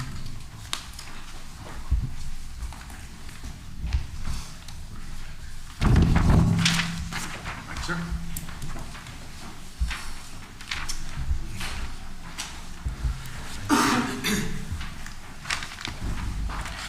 Again, gentlemen, this is a discussion item to discuss the fall turkey archery and crossbow seasons. This was originally brought up, I believe, in the wild turkey work group, and Commission Member Raymer has requested to amend 301 KAR Chapter 2, Regulation 144, to remove hens from legal take during fall archery season and fall crossbow season. Commission member, would you like to lead the discussion on this? Sure. I think in the last couple of years, we've had a couple of really good hatches, and but I'm not going to take my eye off the ball. Our turkey population, I believe, is in decline, especially in some areas. And the fall archery, I do not know of anyone that actually goes out and targets turkeys in the fall, and that's all that they're doing. I think a lot of turkeys are shot over corn piles by opportunists in the fall, and to get a person to actually kill one and harvest it and to turn it in, they may have shot 3 or 4 turkeys before they get one that goes down. I can't see hunters sitting out there and they shoot a turkey and they get down and they're gonna trail it to wherever the turkey's at, because they're out there deer hunting. I mean, they're looking for big bucks, and I think, the number of turkeys that are being shot over corn piles is probably a lot more than we realize. And so, for at least a extended period of time until our turkey population gets better, these are not huge numbers, but they, each turkey, a hen turkey, I believe, is very precious to maybe improving our turkey populations in the future. So I would like to see these taken off for now, and it's something I think it's not necessary right now. Open for discussion. I've got a question for you, but maybe more for the department. How do these numbers compare to the fall turkey harvest taken with shotgun? Because it seems fairly insignificant just with looking at these numbers, but I don't know how it compares. Okay, I've got the totals. This is total hen harvest with gun, crossbow, archery, everything. So for instance, the 5-year average just for archery and crossbow is 416. Mm-hmm. So the number the column I didn't provide you would be 927. That's the total across all. So 927 minus 416, 500. So almost on half average with a gun. Yeah. It generally runs half. Okay. That's more significant than I thought. I think that Jeff's concern, number one, I love Jeff's concern for turkeys, because I'm also concerned for turkeys. I think that the concern over bait is a different discussion. Yeah, sure. That maybe we should have in the future, but I don't think that the numbers for fall hens are enough to make a difference. And in our working group on turkeys, I think most of the biologists in that group would also say it's not going to make a difference. I'm all for change. I want to change to make a difference for turkeys. I just don't think this is the one that's going to make the change, in my opinion. Well, I have a question about our total turkey population. We sat in here a couple months ago, we talked about cicadas and how they were helping hatch. We expect a good batch. I know that I get calls from other people in my district where they think turkey numbers are declining. In my area, that's not the case. I mean, I can go out this afternoon and there'll be 30 hens in behind my house. So we see good numbers where I am. I know there's other spots in my district that are not seeing the numbers that they're seeing. I know Hardin County has seen that. That's where I'm actually from, is Hardin County. So I know their numbers are not as good as what they have been. So what's your estimate of our total turkey population, and is it on par with our averages? That's question 9. Yeah, so estimating populations, anytime we give a number, it's very difficult. Right. And turkeys are notoriously difficult to estimate a population for. Next week, I'll be at a symposium where all the turkey scientists in the country are gathered. And I can tell you that nobody there will say we have the process figured out to count turkeys. Right. So with that said, we have to do the best we can based on things like harvest rates. You've heard me talk about harvest rates. So with our 4 years of banding we've conducted so far, it allows us to get at a population estimate for male turkeys, okay? And we also do the brood survey. So we talk about, I tell you about poults per hen, but in the brood survey in the summertime, we count males as well. So we have a ratio of males to females, and we can kind of back figure what the total population would be like. The problem is it's really hard. We don't have these numbers going back very far. So when people talk about the population being in decline, it really depends on exactly the time frame they're talking about.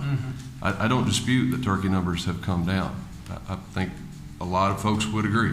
Anybody that's been pursuing them, watching turkey numbers for 15, 20 plus years could probably attest to that. What is the ideal number? That's very difficult.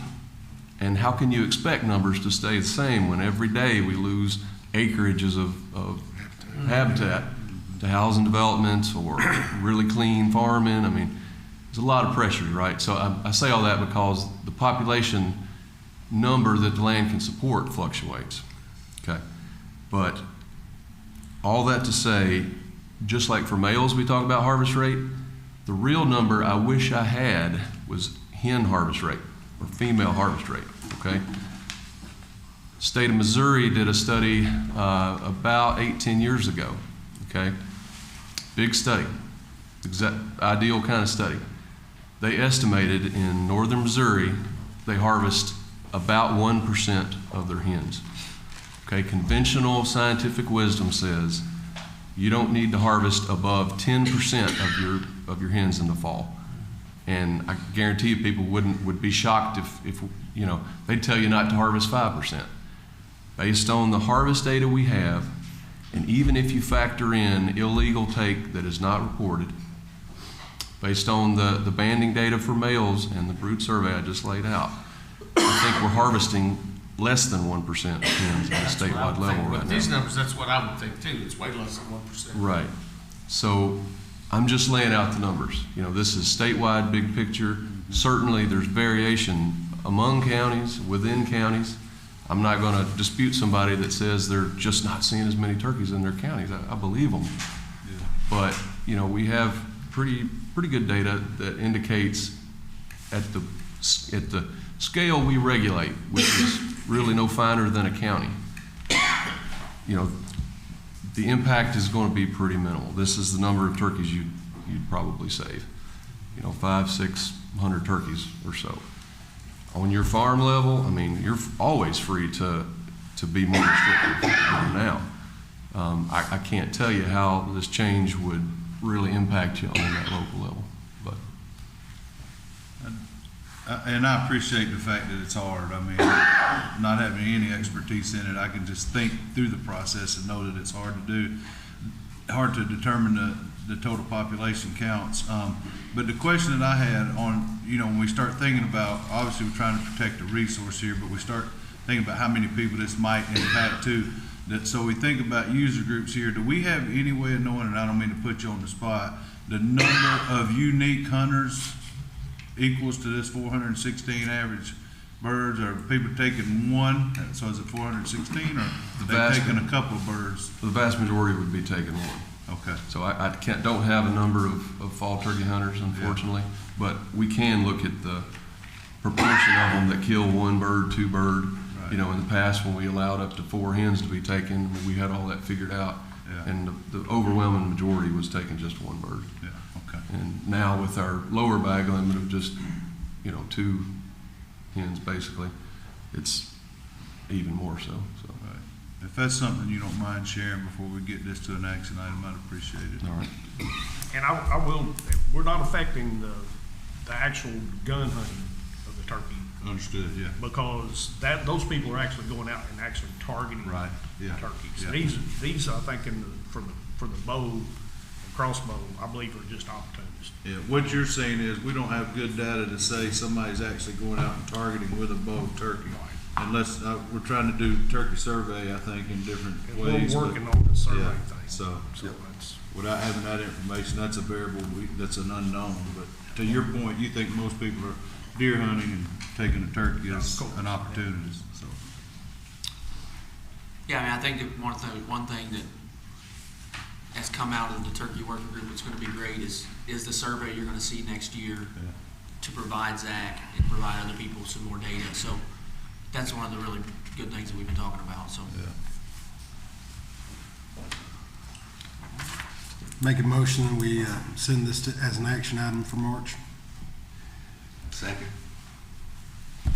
All in favor? I need a second. Second. All in favor, say aye. Aye. All right, gentlemen, the next one up is relevant, so I'll have Zach stay here, but it's the spring turkey season. So Commission Member Raymer has requested to amend 301 KAR Chapter 2, Reg 142 to remove bearded hens from legal take during the spring turkey season. And it basically comes right back to the same thing. I mean, and there was even in our working group, there was a site that one of the participants said that the bearded hens were better at raising their broods to maturity than the non-bearded hens. So we may be, if that's true, can't say, but if that's true, we may be killing some of our best hens. Zach, could you speak to that a little bit, maybe? Jason, I think Jason is the one, Jason the partist from Turkeys for Tomorrow brought that up as He did, yeah. a possible thing, that bearded hens are a little bit larger. No, yeah, he said they were a little larger, stronger than they, but, you know, no way we really. I just curious if maybe there's, I'm not aware of any published literature he's talking about, maybe, or citing. I'm not sure if he's saying this is some preliminary results somebody's finding, and I'm not saying there's not a published study out there, but I haven't seen it. I was researching it myself and I did not see. Yeah, it's on my list next week when I've got all the national experts. Bring that up I'm at going the to be picking symposium. That'd be a brains. good question for Yeah, I've just not ever seen it cited, but. Even if it's not true, you know, I can tell the difference between a gobbler and a hen with no problem, and anybody should be able to. And if you see a bearded hen, you're going to be close enough to be able to see the beard on it, so you should be able to tell the I difference. guess I will point out that in relation to that is, while they may not be bigger or more successful, they are there during breeding season. So, whereas you look at the fall season, if it's 400 animals, they still have to go through the winter and survive to breeding season. Yeah, right. These 300 are on the ground to breed. correct. They're fixing to go to nest. I mean, that's, you know, and I mean, personally, I think, it's still a small number, but as you said, maybe not killing these hens would get some more hens bred, more nests on the ground. It is a really small number though, but. And for some reason or another, I'm seeing more bearded hens now than I ever saw back 10, 15 years ago. And I don't know why the reason that, but I see flocks coming in all the time and there's bearded hens. I concur. I had 5 under my stand this year, deer hunting. I was like, wow. Well, I don't know how you trace that. Yeah, that's a toughie. Again, gotta I've be not seen it. genetics. The standard literature says anywhere from 1% to 7, 8%. I think maybe the highest I've ever seen cited, but I haven't heard of anybody saying that they're seeing systematically that percentage go up. But One question that I have, maybe this could be something that Zach brings to the table if we pass this forward, but how many of those 217 were kids, youth that took a bearded hen? I feel like right off, yeah. Yeah, I feel like Youth hunters, yes. a youth hunter. Maybe they don't have a gobbler coming from them. Maybe they don't have a jake, but they got a bearded hen coming from them. We all know that just getting a kid out there and giving them an opportunity to take an animal could be the thing that propels them forward. That'd be one of my only. I'd be fine with big it. questions. Yeah, that'd be good. That would mean We can anybody under 16. We can exempt the youth from it. If you got kids or take a kid hunting, you take like a 9, 10-year-old boy. And If got a turkey at in any front of opportunity, him, it's like he's I want to on get them something, and so that'd be a good. I think if you could bring those numbers, that may be a good question to answer there. I think we still gotta remember, we've also got a lot of people out there that meat hunt. They're hunting to put food on the table. And then, I don't know that I want to take opportunities away from people like that. Well, there's also the issue of the hopefully rare number of people that might harvest a bearded bird and not realize it's a hen. I mean, you'd hope they'd be educated and able to tell and look for all the other male characteristics, but, you know, technically, our hunters have got to ensure they're shooting a male bird, because you'd have to revise the regulation currently reads male or a bearded turkey. So now it would be male only. So I had a question related to that, and having a short tenure on the commission, I don't understand from the historical context, why were bearded hens allowed previously? Was it because of a scientific reason, or was it because of a regulatory reason? I think it was to simplify regulations for hunters who, especially if you take it back to the late 70s, early 80s, across not just our state, but all the states. Turkey hunting was a pretty new sport, except in the bayous where birds were never lost and those folks were hunting turkeys a long time. People here had to learn to turkey hunt, and so we were kind of giving them the grace of, oh, that's not a gobbler, it had a beard. You know, I think it's just a holdover. I guess the question is, have we moved on, been turkey hunting long enough for people to know That's the a fair difference statement. now? Yeah, I've heard scientists say that, you know. I will just point out, it's a relatively small number, but to the point that they are on the ground during breeding season is a valid point as well. Yeah.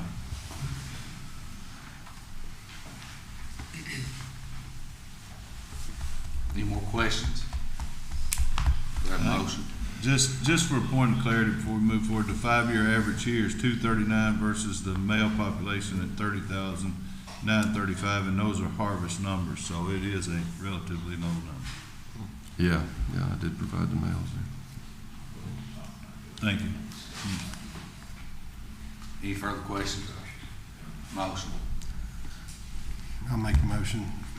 I'll second it to move it to an action item. All in favor, say aye. Aye. Okay, next up is the overlap of the youth-only gun deer season and early muzzleloader season. Ben and Scott. Yeah, we're going to bring Sorry, Scott. that's fine. We're going to bring up our deer coordinator, Joe McDermott, and for any questions. But this one was brought out of the CWD Working Group Commission members had requested revisiting the overlap of these two deer hunting seasons. And if any modifications are necessary, those would be in 301 KAR Chapter 2, Reg 172. Any questions from the commission? I guess my biggest question would actually be to Colonel McQuarrie, like, did this provide any complications for law enforcement, this overlap?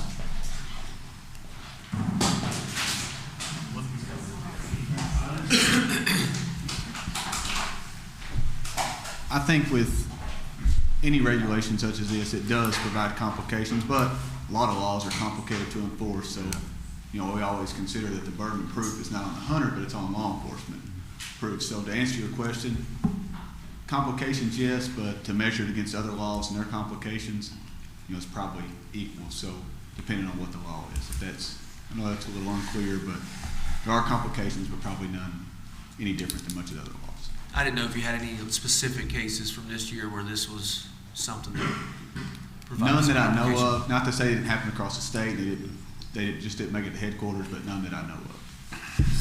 Historical context, I think it was when Commissioner Floyd was trying to propose opportunities for more youth hunting. I think it was just an oversight. We didn't do that look ahead on the calendar to see how it was going to overlap. So I think this is a correction for that, to say we want to extend those youth hunts but not have them overlap with that muzzleloader season. So. His whole point was to overlap those seasons so more people would take kids hunting because they could hunt too. Right. Yeah, that was one of the Dr. Floyd's point things was that to they overlap did. them. Yeah. Now, I wasn't in favor of it when we put it in, but that's beside the point. What they call it a heritage season. That was the whole something like season, that. Yeah. Yeah. The whole point was trying to get more kids hunting and people to take more kids hunting by overlapping that season so the adult could hunt too. Mm-hmm. That was was the point. Yeah. Joe, you got anything you want to add?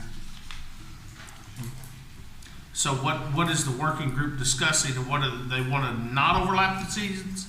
Is that what that group's discussing? Because I don't know. Yes. Well, when we had the tragic accident this year with the gentleman being shot during the youth season, I got several calls saying, why did y'all let the youth, and even though it may not have had anything to do with it, that's the calls I was getting, was why did y'all do that?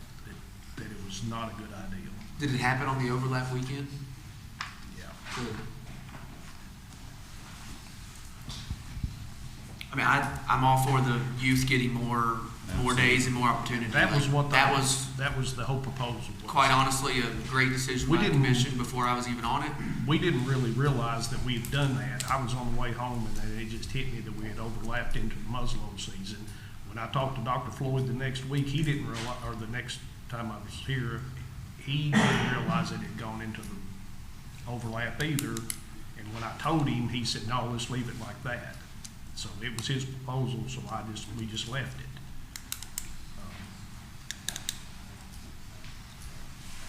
And I mean, I simply stated, user groups should be able to share, you know, the land and hunt collectively together safely. But, you know, I think the discussion has come up as to why did we do it, and we need to reconsider it. So that's the point of discussion at this point. I'd like a little more discussion on it. Yeah. I mean, we may not change it, but I'd like to. I mean, personally, I would still like to see the youth have that extended 9 days. I do too. So that would be, if it overlaps or if it doesn't, as long as those kids have 9 days, that's what I'm concerned table about. this for this time and get those responses back? I'd just leave it as a discussion item and then have it. Okay, move again as a forward. discussion. Okay. Just Okay. move forward as a discussion item. Discussion item, We just right. want more public comment, or? Yeah. Yes. I think it should, because there was a lot of public comment when we implemented that. There was a lot of public comment at that time. I think we need to give them more chance. I would be fine with that. Yeah. Okay. As long as the 9 days for kids is something we're on board with, that's my main concern. I will say that within the next few months, there will be a survey going out that will ask the question of what the public thinks about this season specifically. So that would provide good public comment for us in March. I would hope it would be back by March, but I'm not sure. Hopefully, we're working on it. Working on it, so it's still undetermined if it'll be back by March, but that question is about to be proposed. Hopefully that'll be back by March, that'd be great. You want to do the motion, Jen? Yeah, I'll make a motion that we move it on to Discussion. All in favor? Aye.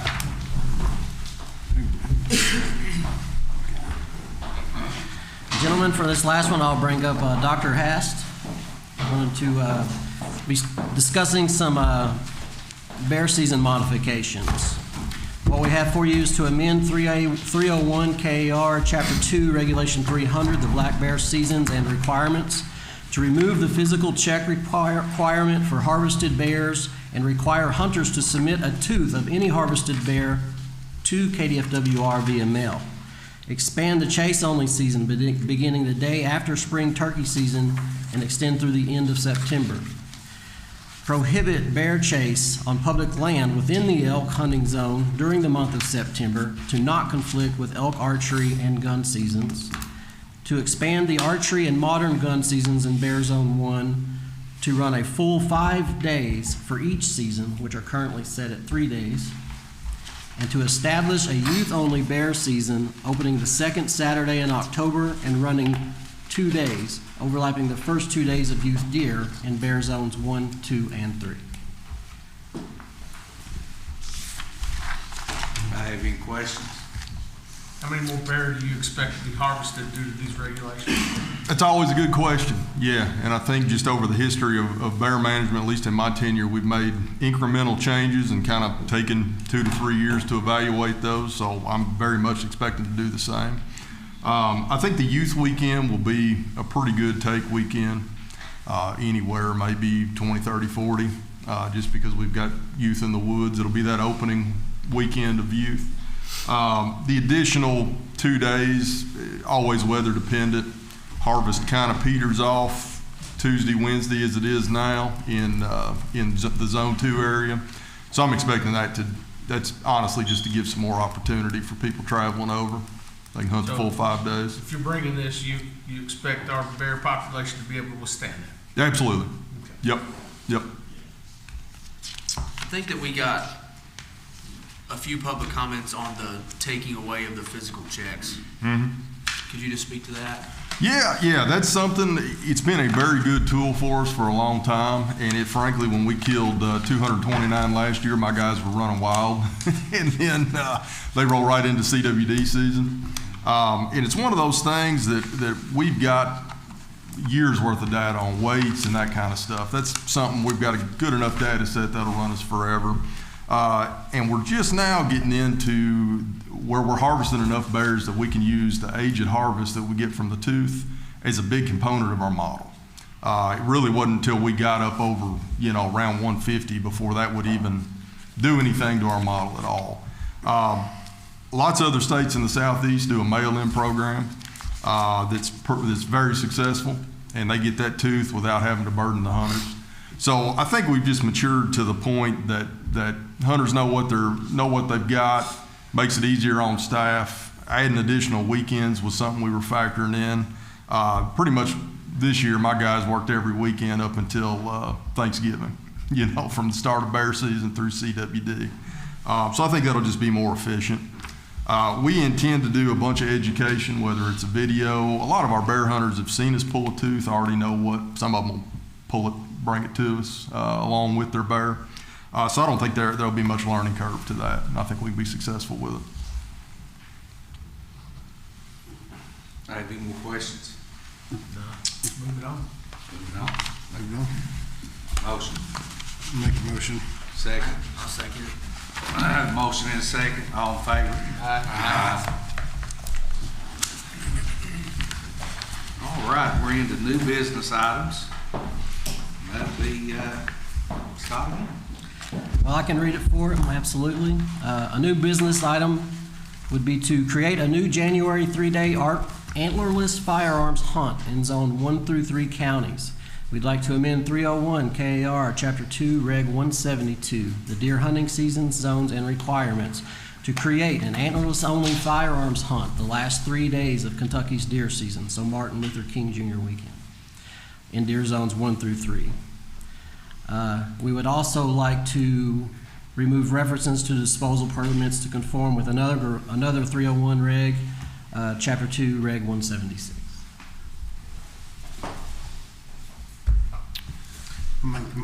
Go ahead. That's Alan. You I want to do definitely want to move this forward, yeah. Yeah, I'll second it. I do too. The only question I have is why are we limited to 3 days? If we really want to harvest more does. Well, I guess we get the discussion. Sure. And we can move forward and have the discussion, but I just want to put that point out there. My problem with this is that every deer in the woods is gonna be a doe. So, In January. I will point out that we did do a real quick analysis of that, and based on that 3-day period, last year we harvested 1,100 animals, mostly archery, of course. 350 of those were male. Of those 350, 23 had dropped antlers, so 6%. Okay. I mean, I would vote to move this forward to a discussion item next meeting. Second. I'll do the second. All in favor? Aye. All right, we have non-resident hunting license. Commissioner Jenkins.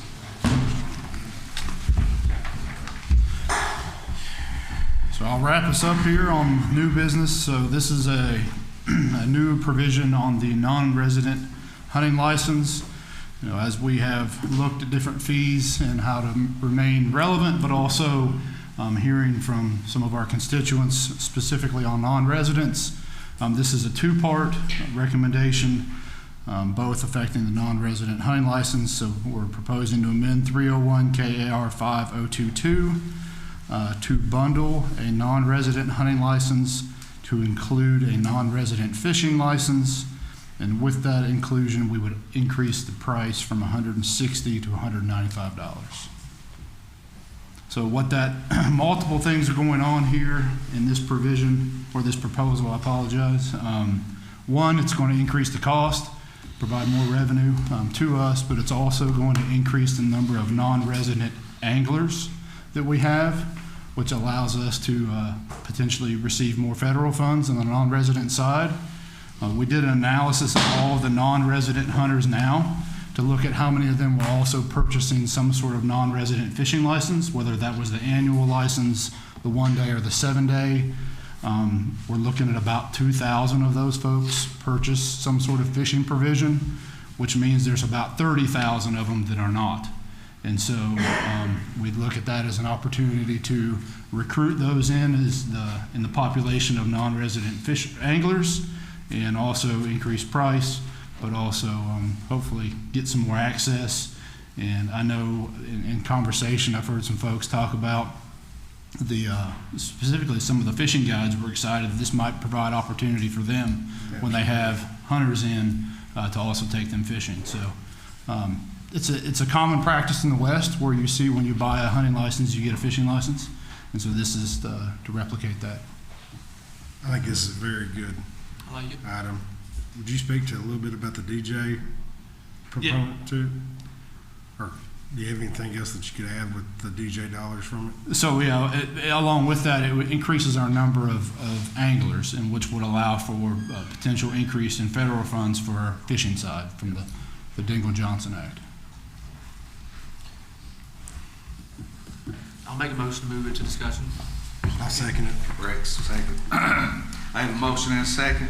All in favor say aye. Aye.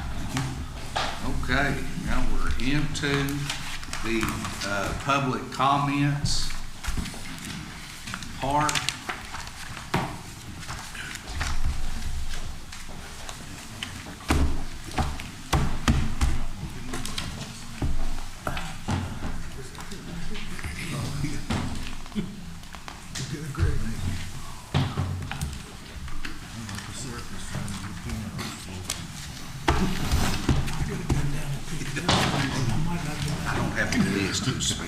Is it every one of these? I didn't see where it went. I don't have a list of who speak.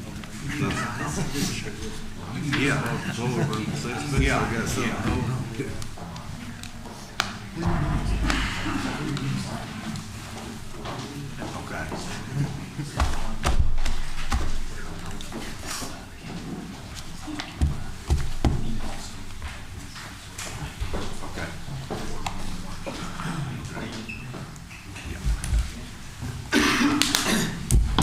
All right, I have Ms. Daniel.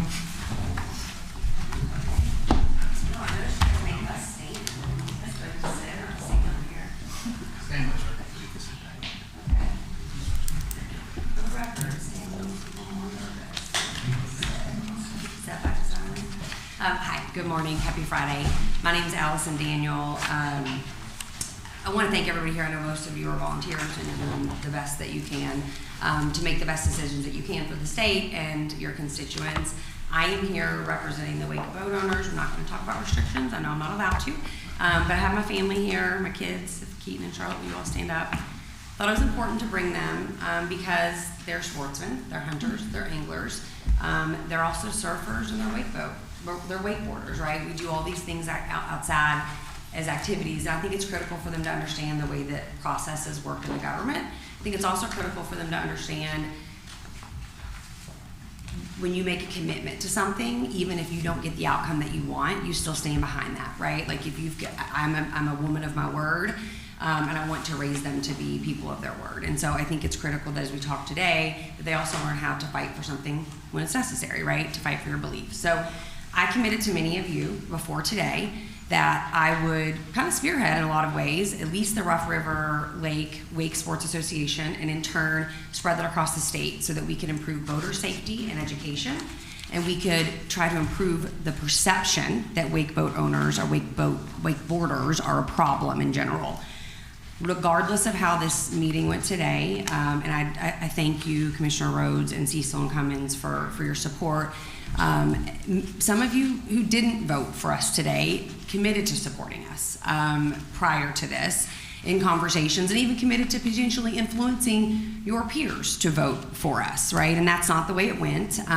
Regardless, I continue to be a person of my word. I committed that I would be part of this process and that I would help boater safety and education as we move on. So I do have some concerns. I'll bring them up through the process because I want to be respectful of the commission. Anyways, it doesn't matter. But I guess what I'm here to say is that regardless of the sentiment today, regardless of how the vote happened, I would still like to work with this commission in any way possible to improve voter safety and education. I do fully believe that the restrictions that are imposed today will actually negatively impact safety on many of our lakes. It's going to put riders in the water in the very main channel of our waterways. It's going to put them in harm's way.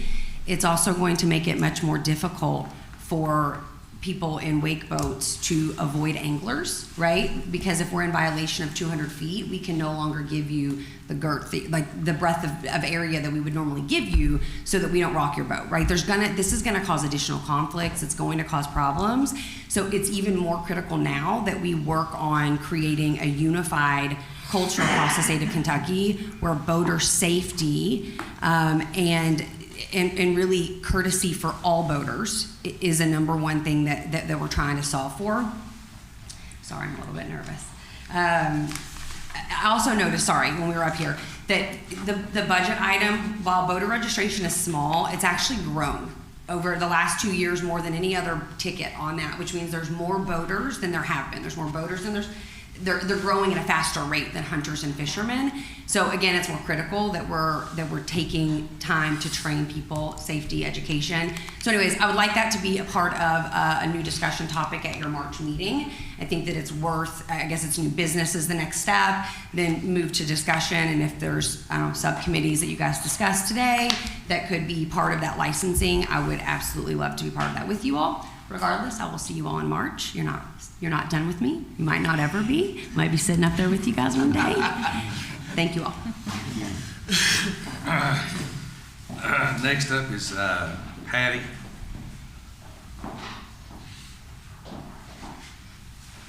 Hauser. I don't see her in the room. Okay. Roger LaPointe. They just left too. Okay. Steve Wade. Okay. Yeah, saved y'all a few public comments. Brian Mackey.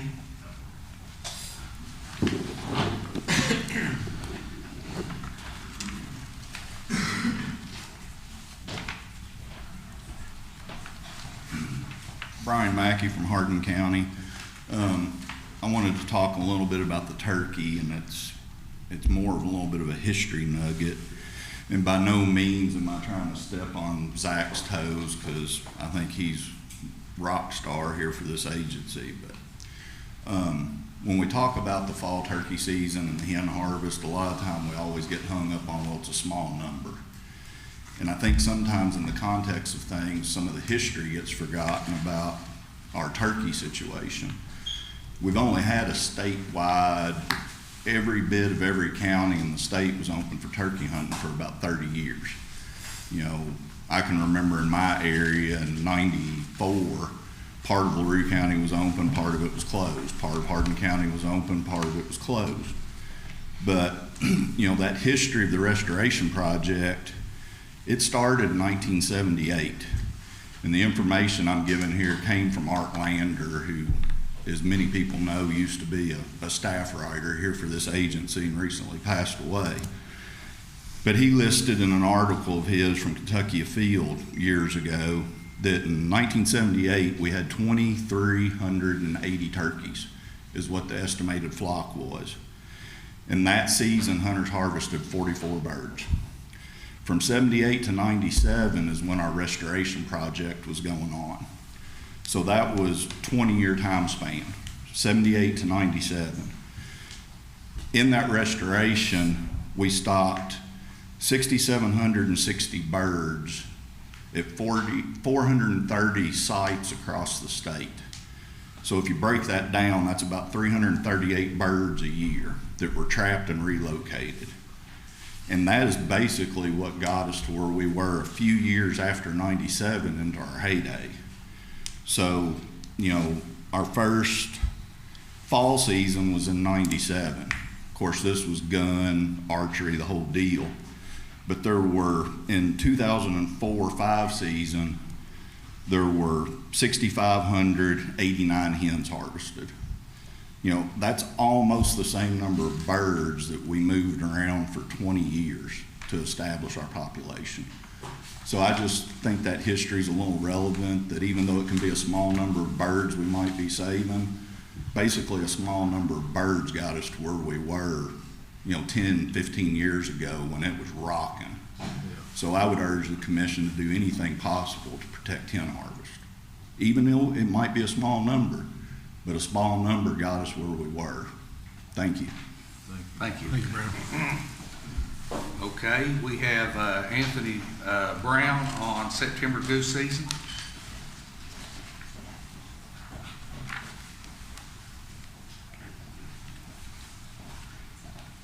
Thank you, guys. I'm Anthony Brown from Meade County. Most of y'all know me, and I promise to keep this short. Some of the guys from around my area in Meade and Breckinridge County want me to ask, like in the September goose season, why we split the state and why now Meade County is in the western zone, which opens up, and it's the first 2 weeks of the season where the last 2 years, most of the crops, like corn crops in our area, aren't harvested yet. And by the time they are harvested, the places we have access to hunt, our season's already out.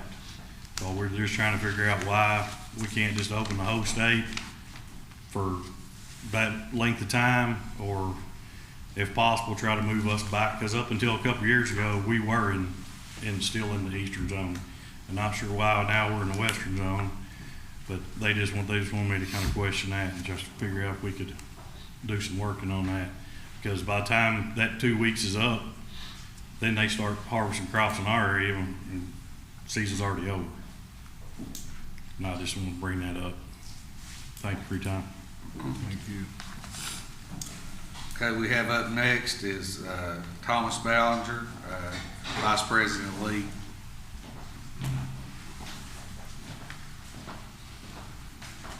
Thank y'all for the time. I wanted to address the turkey situation. Y'all are going down the right route. For the last 5 years, we have shot no hens on our 1,000-acre farm.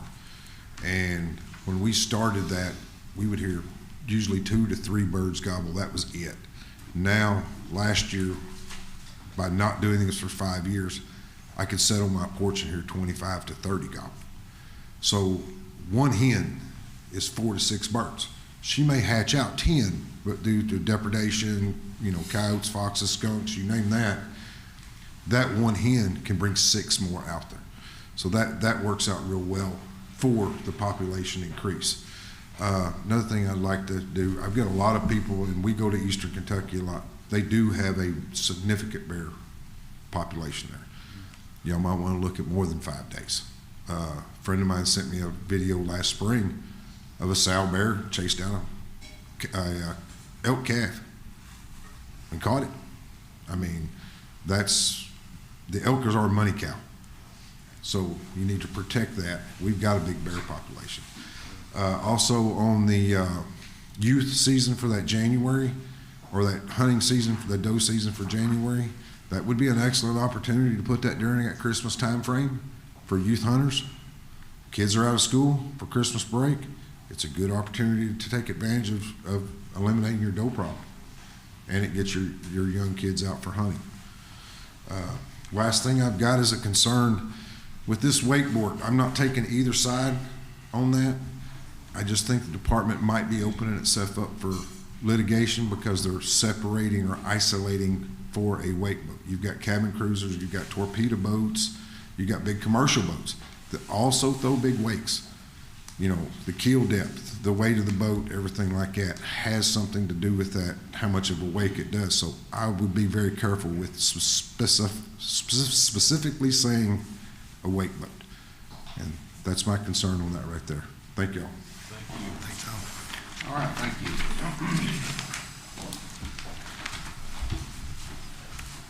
Okay, now we have to set a date for our next quarterly commission meetings. We have 2 dates that are open, February the 27th and March the 6th. Okay, go ahead. What was your name on the list? It's just the public comments portion. Okay. Sorry. Lisa Jackson. Okay, go ahead, Lisa. Thank you. Just to enter into record for the public comments, just the footnote for how we do that. It's also online and it's on each meeting notice. But public comments regarding new business items or discussion items on the agenda may be submitted by email to fw.publicaffairs@ky.gov. Emailed comments received by 5 p.m. Eastern 2 days preceding the meeting will be distributed to all commission members on the day prior to the meeting and read by KDFWR staff during the commission meeting for up to 3 minutes total per commenter, time permitting, and at the discretion of the commission chair. In-person attendees of meetings may also request to speak up to 3 minutes total per commenter on new business items or discussion items on the agenda, but will be required to sign in on the public comment request form on the table at the meeting room entrance by 9 a.m. Eastern on the day of the meeting and provide name, county, and state of residence, organization represented, and official position, if applicable, and agenda items being addressed. Commenters who speak in person will not have their emailed comments read publicly at the meeting and are asked to avoid voicing comments that are redundant with others speaking prior to them during the allotted public comments time frame. I will now read emailed comments of up to 3 minutes per person on new business items or discussion items. We received basically 3 such comments. The first one, and I won't read all the, it's not really a comment section, it was just a wish from Sean Altizer from Madison County, Richmond, Kentucky, and he said, as part of something he sent in that didn't include things on the agenda, also reconsider merging adult mentor black powder antlerless only with the youth week, adults being antlerless only with black powder and youth using a firearm. Then we also have from Mr. Trey Webb, who sent in several different items, one of which is related to the agenda. Next issue, the turkey population in hunting needs more scrutiny. Earlier meetings, there were talks of reducing and changes. Due to a good hatch, that idea was scrapped. I don't understand how just because of 2 years of good hatches back-to-back warrants the idea. Those hatches were directly related to cicada hatches. Nowhere does it make sense that we wait on a periodical hatch of a bug every 13, 17, or insert any of the other couple broods that are located in Kentucky to keep the population going. Just like with CWD in my previous issue, the commission and leadership needs to listen to people. We used to have counties split for seasons. There should not be much of a reason that the counties cannot be zoned same as deer. I will agree some counties seem to have turkeys and others don't. The zones worked well with deer and bear on increasing the populations of those species. It can work with turkey as well. May just take some help from locals with special equipment to get better flock counts, or the department needs to invest in what is required to get the counts. So I strongly suggest the turkey limits or season dates get changed to increase the population. That was from Mr. Trey Webb, Webb's Butcher Block, Meade County. And then finally, I have another discussion item comment from Todd Blevins, Kentucky State Director of Humane World for Animals. Good afternoon, Chair Meade and Commissioners. We oppose KDFWR's proposals to take away physical checks by KDFWR agents and instead rely on bear hunters to submit a tooth by mail. Expand the hounding chase only season to begin May 10 rather than the current June 1 and to continue unabated until September 30. Expand archery and modern gun seasons to Bear Zone 1 to run all 5 days for each season, currently 3 days each, and establish a youth-only bear season opening the second Saturday in October and running 2 days in Bear Zones 1, 2, and 3. We do not oppose prohibiting bear hounding in elk hunting zones. If mandatory check stations are removed, KDFWR will no longer have access to reliable sex and age data for its vulnerable black bear populations. Washington State provides a cautionary tale. Washington requires mandatory tooth submission by hunters, but has a 44% failure rate, according to its latest management plan, because its agents do not check bears. Washington also has high rates of poaching because hunters fail to call in their bear kills. If mandatory checks are taken away, poaching rates and the ability of the state to monitor bear mortality in Kentucky will diminish. We respectfully request that mandatory check stations remain in place. Humane World for Animals strenuously opposes hounding pursuit and hunting seasons. Hounding, especially in springtime, results in injuries and mortalities to vulnerable bears, particularly females and their cubs. Hounds attack and disturb non-target species, including deer and farm animals. Hounding results in mortal injuries to hounds too. Hounding wildlife should be abolished in Kentucky, not expanded because of all the cruelties involved with this method. Likewise, we oppose the expansion of the use of archery equipment. Because of bears' thick coats, heavy bones, and substantial muscles, obtaining a clean kill is difficult. Many bears hit with arrows do not die quickly, but rather die from blood loss over time. This is unsporting and cruel. Furthermore, we oppose any expansion of the bear hunt, whether in time or by certain classes of hunters, because far too many female bears are killed in Kentucky, suggesting that too many bears are hunted each season in the state. In 2024, a record 230 were hunted, and a 5-year average of females in the hunter kill is 37%.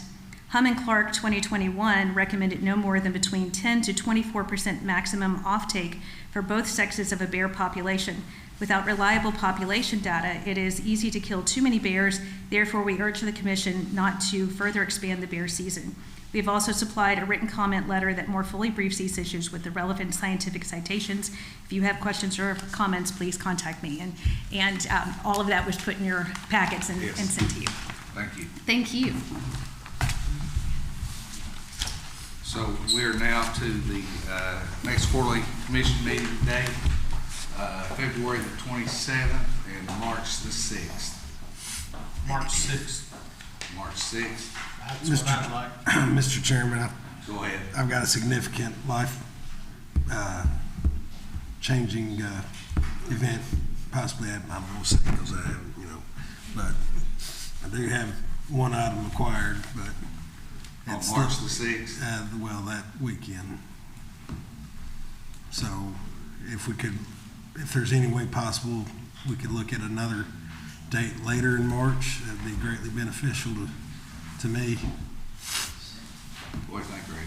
I'm good March 13th. That's the next Friday. That's after daylight savings time kicks back in, so that'll be better. Once again, I apologize to my fellow commission members and all of y'all.